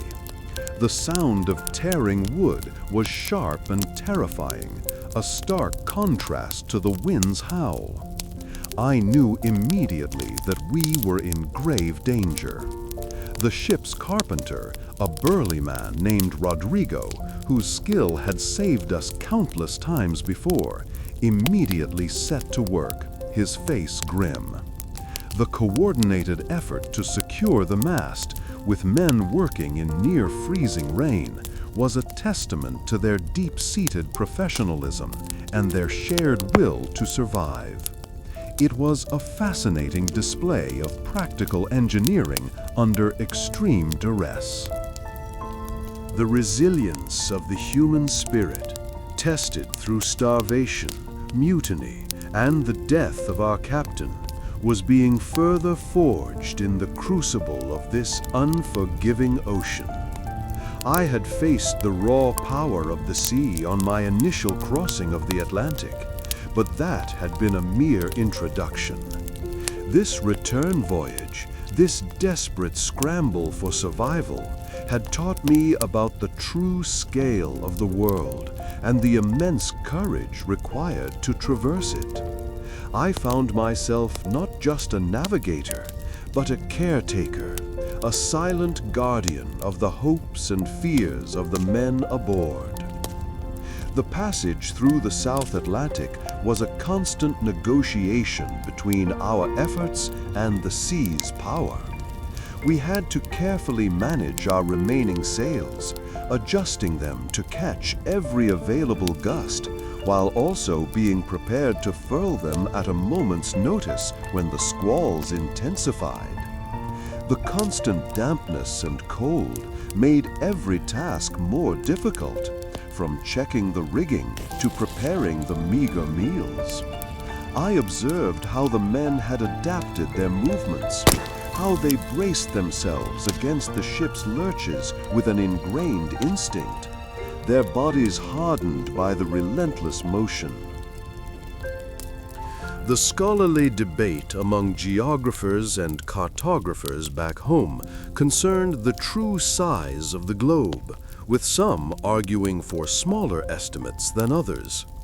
Our journey was proving that the world was far larger and its oceans far vaster than many imagined. The precision required to navigate such distances, using only the stars and our instruments, was a constant challenge. I recalled a conversation with a learned man in Lisbon who had scoffed at the idea of a truly continuous ocean passage around the world, his skepticism now a distant echo against the reality I experienced daily. This constant exposure to the elements had also fostered a unique form of camaraderie among the surviving crew. We were bound not just by shared duty, but by the sheer, overwhelming experience of having faced death together and emerged, however battered, into these waters. There was a quiet understanding between us, a recognition of the sacrifices made and the desperate hope that propelled us forward. The camaraderie was not loud or boisterous, it was a silent acknowledgement of shared hardship and a quiet pact to see this journey through to its bitter or triumphant end. The challenges of the South Atlantic had tested me in ways I was only beginning to grasp. The scent of familiar salt spray, carried on a gentler wind than I had known for months, began to reach me. It was a subtle change, a whisper of the lands I had left behind so long ago, and it brought a tremor of relief that ran through my weary frame. We sailed north, the great Victoria, a shadow of her former glory, yet still carrying the hope of a shattered crew. My task, a solemn vow made to myself and the memory of lost comrades, was to guide this last remaining vessel of our grand fleet safely through waters that should have been familiar, but now felt alien after such an odyssey. The vast Pacific had yielded its secrets slowly and brutally, and now the final act of our journey, the return to Spain, was upon us. As the days unfolded, the subtle signs grew more pronounced. The quality of the light changed, becoming less harsh, and the very texture of the sea seemed to soften. I watched the stars with a practiced eye, comparing their positions to the charts I had painstakingly maintained, confirming our northward progress. Yet, this approach was not without its own anxieties. Portuguese patrols were a known factor in these waters, and our patched sails and the gaunt faces of our remaining crew would surely draw unwanted attention. We were a ghost ship, a testament to a journey few could comprehend, and the complexities of the political landscape we were re-entering were as daunting as any storm we had faced. The handful of men still aboard the Victoria were a brotherhood forged in the crucible of near annihilation. We were a fraction of the nearly 200 souls who had set sail from Sanlúcar de Barrameda. Each man among us carried the weight of those who had fallen to scurvy, to the elements, to the violence of distant shores, and to the sheer grinding despair of prolonged isolation. Our conversations were often quiet, punctuated by the creak of timbers and the sigh of the wind. Yet a shared understanding flowed between us, a bond stronger than any formed in comfort. We had witnessed the world turn, and in doing so had been irrevocably changed by its vastness and its perils.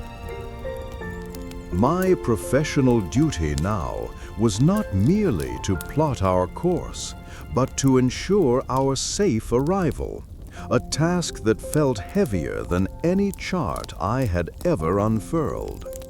My years spent poring over astrolabes and quadrants, my understanding of celestial distances, and the subtle shifts of the magnetic needle were now focused on this singular, vital objective. I had to anticipate every nuance of the currents, every shift in the wind, ensuring that our final passage was navigated with the utmost precision, avoiding any misstep that could undo all that we had suffered to achieve. The immense, almost unbelievable success of our circumnavigation hinged on these final, critical hours at sea. The personal stakes had long ago shifted from the pursuit of glory to a more profound need to bear witness. Each man who did not stand on this deck now, each voice silenced by the sea or by the distant lands we had visited, was a silent passenger with us.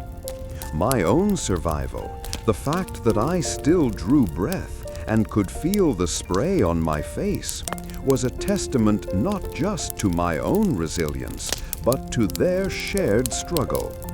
I carried their stories, their hopes, and their final breaths within me, and it was my responsibility to ensure that their immense sacrifice was not in vain, that their journey across the world would be known. This entire endeavor, this unprecedented voyage of circumnavigation, was a monumental undertaking. And as we drew closer to home, the immense human cost became more sharply defined.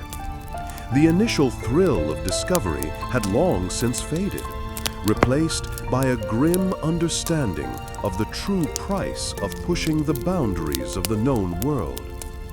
We had encountered peoples whose ways were utterly foreign, traded for necessities in lands that defied easy description, and endured privations that tested the very limits of human endurance. The memory of the vibrant spices and the sweet dates of the islands now contrasted starkly with the gnawing hunger and the biting cold we had weathered. My own transformation was undeniable. The ambitious young navigator who had sought renown by charting the unknown Pacific was now a seasoned veteran, my spirit tempered by the fires of hardship, and my mind filled with a wisdom born of experience. I had witnessed leadership crumble and endure, seen men driven to desperation, and others rise to extraordinary heights of courage. The complexities of the world were no longer mere points on a map, but living realities, etched into my memory by the countless miles we had traversed and the lives that had been spent along the way. The very air seemed to carry the echoes of our lost companions. The familiar, yet now almost surreal sight of land birds, tiny brown creatures that dared to venture far from the coast, began to appear. This simple observation, a common enough sight in calmer times, now felt like a miracle, a clear indication that our long, arduous journey was nearing its end. We steered the Victoria towards the coastline, her timbers groaning with the effort of the voyage, her sails patched and repatched countless times. My focus remained unwavering, my hands steady on the helm, guiding us through these final miles with a precision born from years of dedicated practice and the desperate need for a safe return. The sea itself seemed to whisper encouragement as we approached familiar shores. The approach to port was not a simple matter of sailing. It demanded a keen understanding of the territorial waters and the potential for unwelcome encounters. The sight of Portuguese ships on the horizon was a stark reminder of the political rivalries and the intricate web of alliances that defined our world. Our arrival was not just a return, but a re-entry into a sphere of influence where our hard-won knowledge and our very existence could be met with suspicion or even hostility. We were few, weary, and battered, but we represented something extraordinary, a testament to the relentless human spirit. The weight of responsibility I carried was immense. It was not just the physical act of navigation, but the spiritual burden of being one of the few survivors. Every decision I made, every subtle adjustment to our course, carried the hopes and the final resting places of so many others. My own survival was inextricably linked to their memory, a living monument to their courage and their ultimate fate. The pursuit of personal glory, once a driving force, had long since been overshadowed by a profound sense of duty to those who would never see their homes again. I had to ensure their journey was understood, their sacrifices acknowledged. As we finally made landfall, the air carried a different scent, not just of salt, but of the damp earth after a gentle rain and the faint, sweet perfume of blossoms from trees I vaguely recognized. These were the olfactory markers of home, and they brought a wave of emotion that almost buckled my knees. The sounds of distant church bells, a melody I had thought lost forever, reached my ears, weaving a tapestry of familiar sounds that were both comforting and profoundly moving. Our long, desperate passage across the world was over, and the culmination of our efforts was at hand. This encounter with the very edge of known civilization, with the promise of sanctuary after such an immense global passage, lingered in my thoughts as we navigated the final, visible channels toward the harbor. The hull of the Victoria groaned as she settled against the quay, a sound I had come to know as intimately as my own heartbeat. We had arrived. After more than 3 years away, we were back in Spanish waters. The familiar scent of the land, a welcome, almost shocking contrast to the perpetual brine of the sea. My personal mission now was to make sense of it all, to translate the chaos and suffering of our journey into something the Crown could understand, something that would honor the memory of those lost. The enormity of this task settled upon me as I stepped onto solid ground, my legs still accustomed to the gentle sway of the deck. The reception, however, was far from the triumphant fanfare I might have once imagined. While the circumnavigation itself was a historic achievement, the immense losses, the thousands of men who had set sail, and the mere handful who had returned cast a long shadow. My challenge then was not just to recount our route, but to explain the unfathomable cost, to justify the immense sacrifice to men who had remained safe on shore.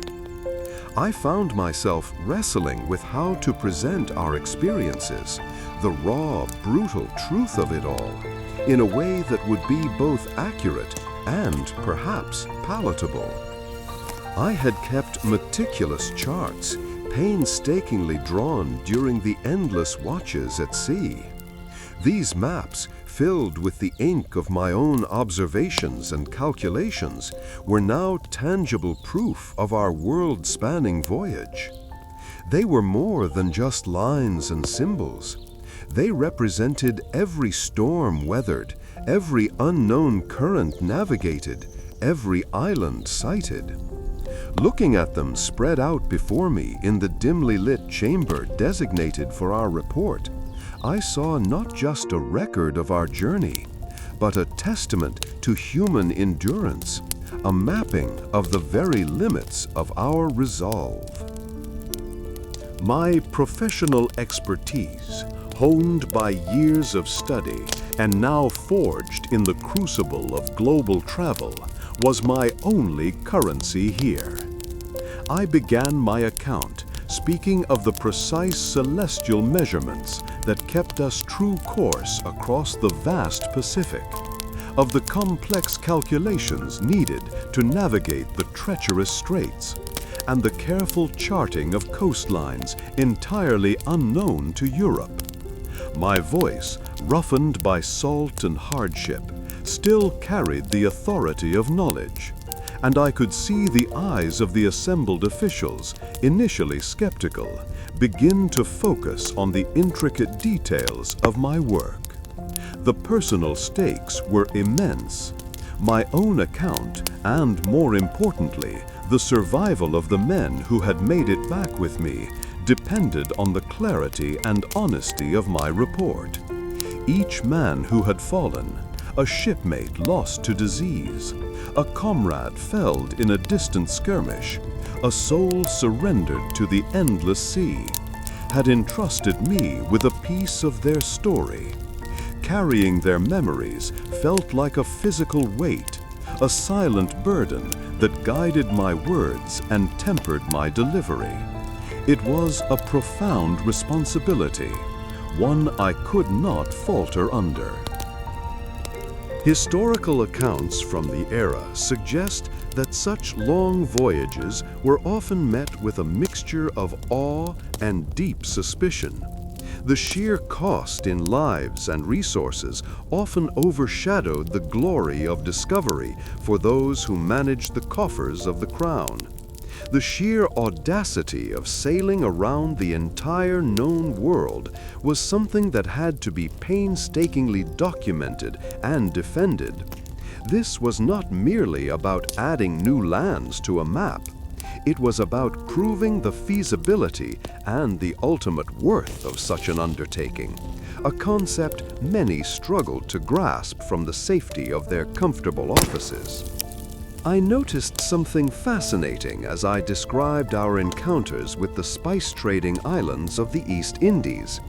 The scribes present, carefully taking notes, seemed particularly intrigued by the specific details of our bartering. One quirk that often arose during these exchanges was the peculiar habit of some islanders to offer tiny, perfectly carved wooden birds as tokens of goodwill.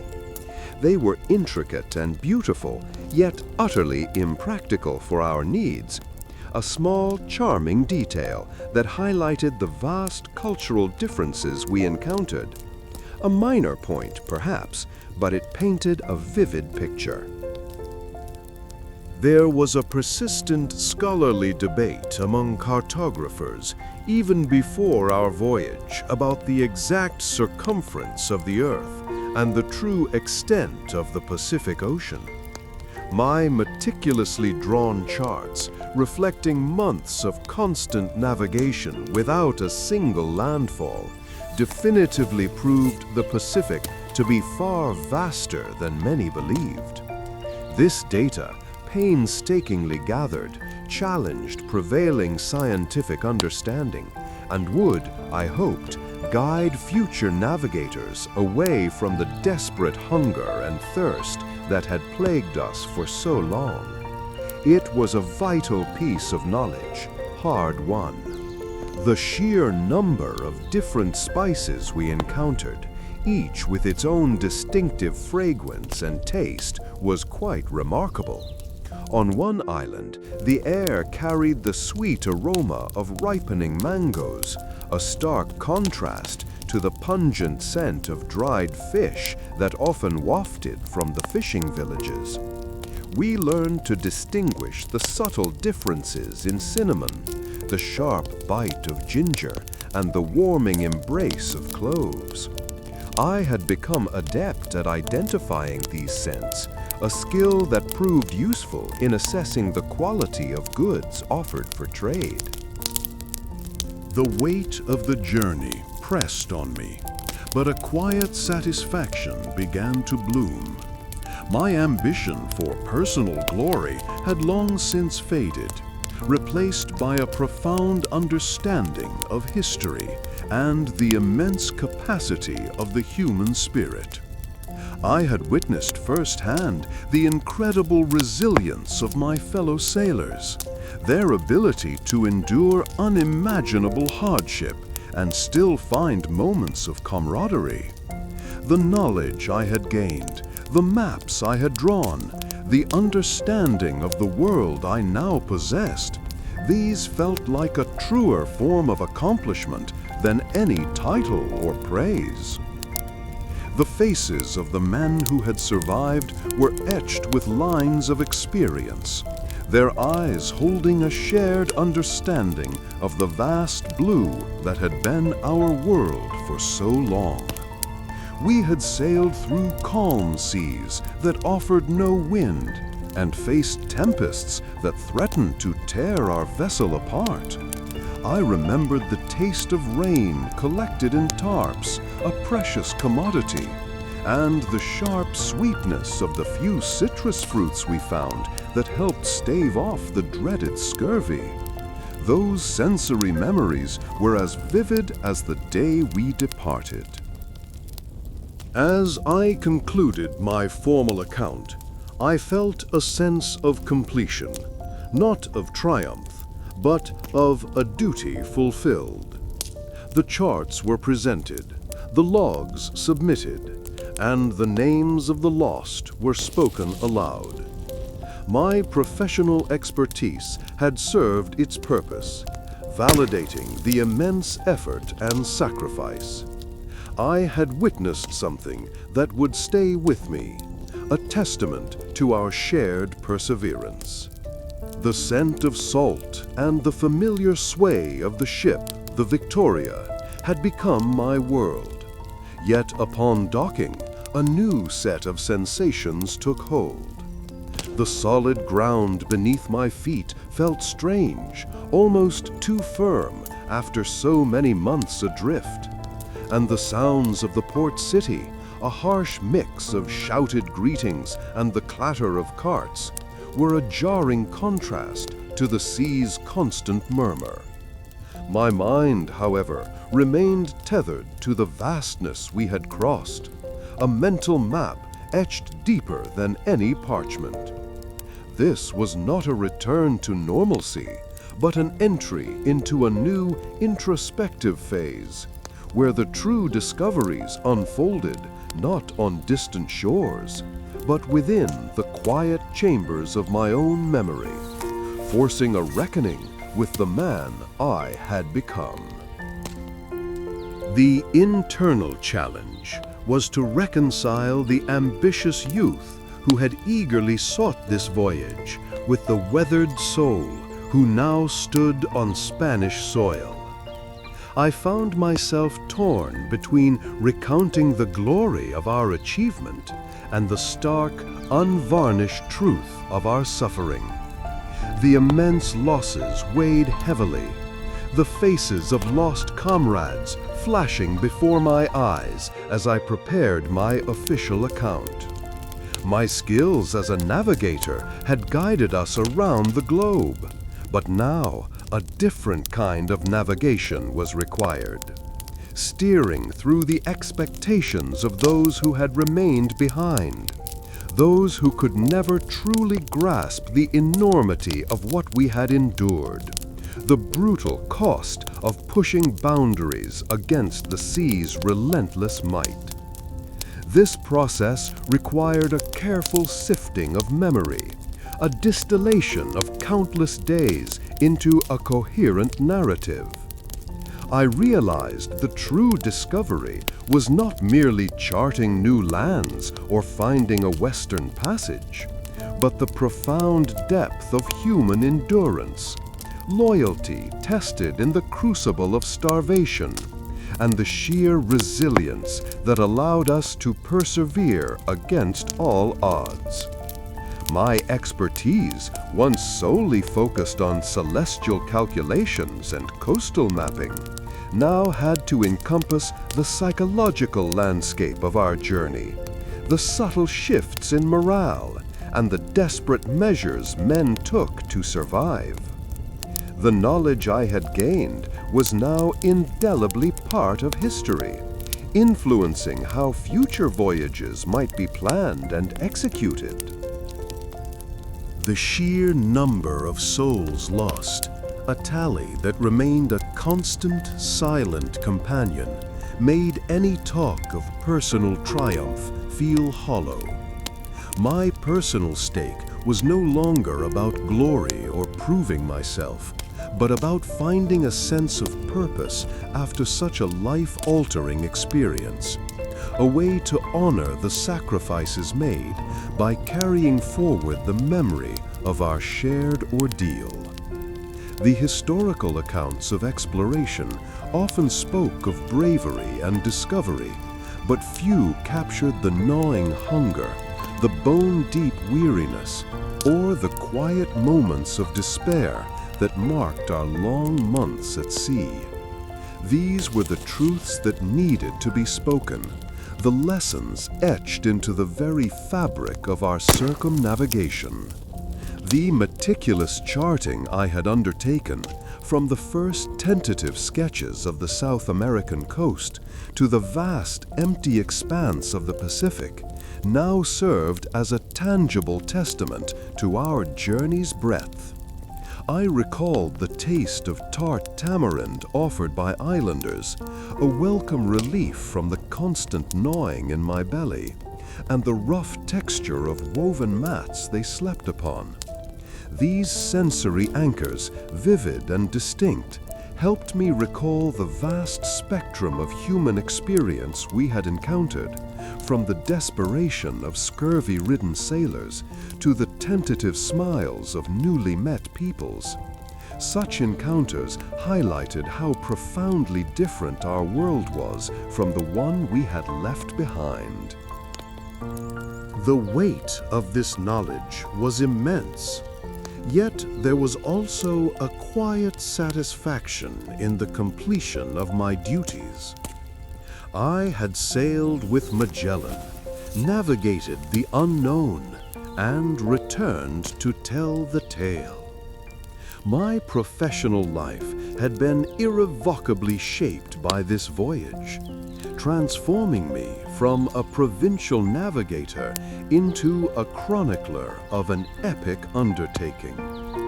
The skills I had honed, the understanding of currents and stars, were now ingrained, a part of my very being, shaping how I perceived the world and my place within it. This was not merely a return to Spain.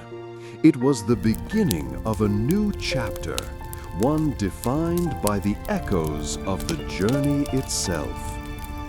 My profession had led me to this unexpected moment of reflection, a quiet space to process the immeasurable voyage. The anchor chains rattled, a sound I hadn't truly registered for months, but now it echoed with finality. As the Victoria settled into her berth at Seville, the familiar scent of damp earth mixed with the fainter aroma of wood smoke reached me. My personal mission had shifted from charting the unknown to translating the known, and the sheer volume of it felt overwhelming. The Crown awaited my report, and the royal chroniclers, men who lived by the quill and parchment, were ready to receive the testament of our global circumnavigation. I found myself needing to explain not just the paths we took, but the very fabric of our existence during those arduous years. My days were now filled with the scratch of my own quill, a stark contrast to the ship's creaking timbers. I sat with the extensive logs and the rough charts I had painstakingly maintained. The challenge was immense, for how does one convey the gnawing emptiness of starvation or the creeping dread of scurvy to those who had never experienced the vast indifference of the ocean?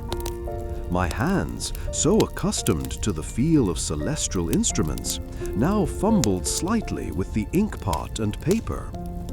I had to meticulously redraw the maps, relying on my journals and the vivid, almost overwhelming memories that still played behind my eyes. Each line plotted had to be accompanied by the story of why, the risks we faced, and the immense human cost. I found myself torn between the precise, dispassionate language of navigation and the raw, human truth of our voyage. My expertise demanded I detail the calculations for finding our position when days blurred into weeks without sight of land. I needed to explain how I charted our course across the vast Pacific using only the stars, a method that felt ancient and yet utterly vital. However, I also felt compelled to describe the bitter taste of the concoctions we brewed from wild herbs, a small comfort against the ravages of scurvy, or the rough texture of the sailcloth that had served as our temporary shelter. These sensory details, while not strictly navigational, were the anchors of my reality, the proof that I had lived through it. The royal chroniclers were a study in focused attention, their brows furrowed as they examined my charts, their fingers tracing the improbable arc of our journey.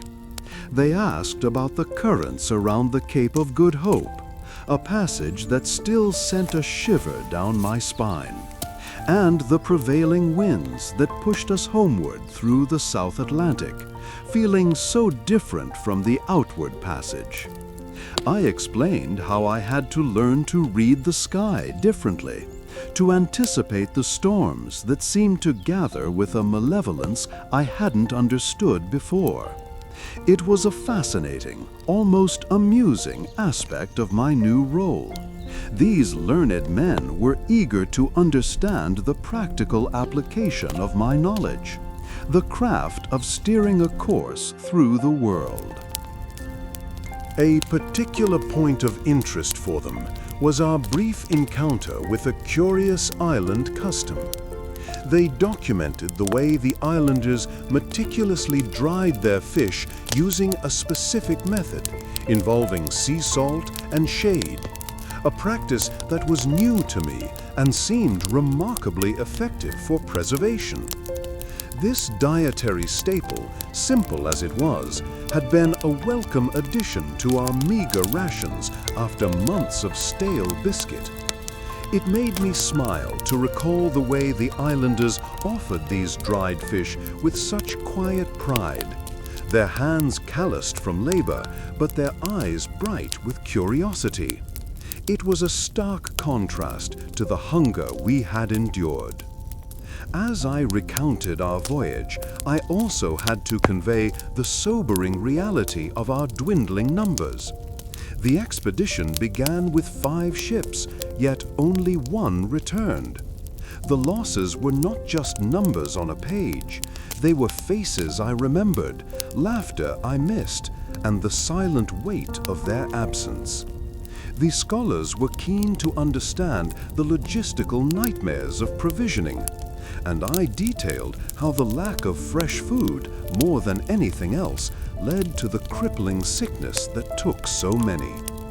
The scholarly debate of the time often centered on the best methods for preserving rations, but I knew from harsh experience that fresh fruit and vegetables, even the tart tamarind I'd once tasted, were the true keys to survival. The scholarly pursuit of mapping the world was a grand endeavor, but understanding the human element was equally crucial, a point I found myself returning to often. I had to explain the quiet camaraderie that had formed amongst the remaining crew, a bond forged in shared suffering and the mutual reliance that grew from it. This shared understanding of the trials we faced made the final leg of our journey feel less like a desperate flight and more like a collective return. The knowledge I had gained felt both heavy and precious. This process led to a deeper understanding of the islanders' resilience, their ability to thrive on what the land offered, a stark contrast to our own reliance on distant supplies. Consequently, the royal chroniclers noted the effectiveness of their methods for preserving fish, a detail that added a layer of cultural exchange to the purely navigational aspects of my report. Therefore, I had to carefully describe how the islanders meticulously dried their catch, a practice that seemed simple, yet was vital for their survival and eventually ours.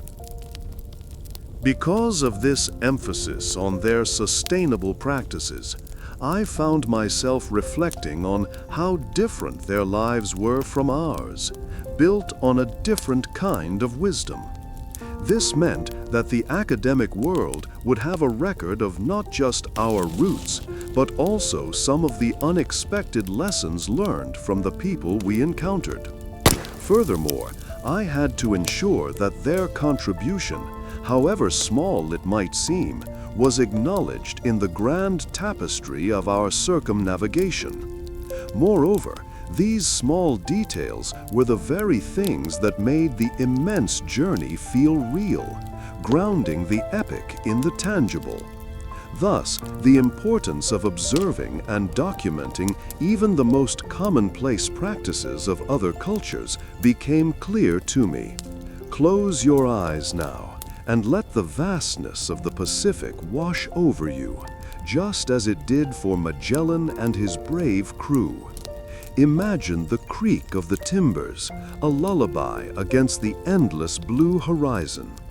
Feel the salt spray on your face, not harsh, but a soft caress from the ocean's breath.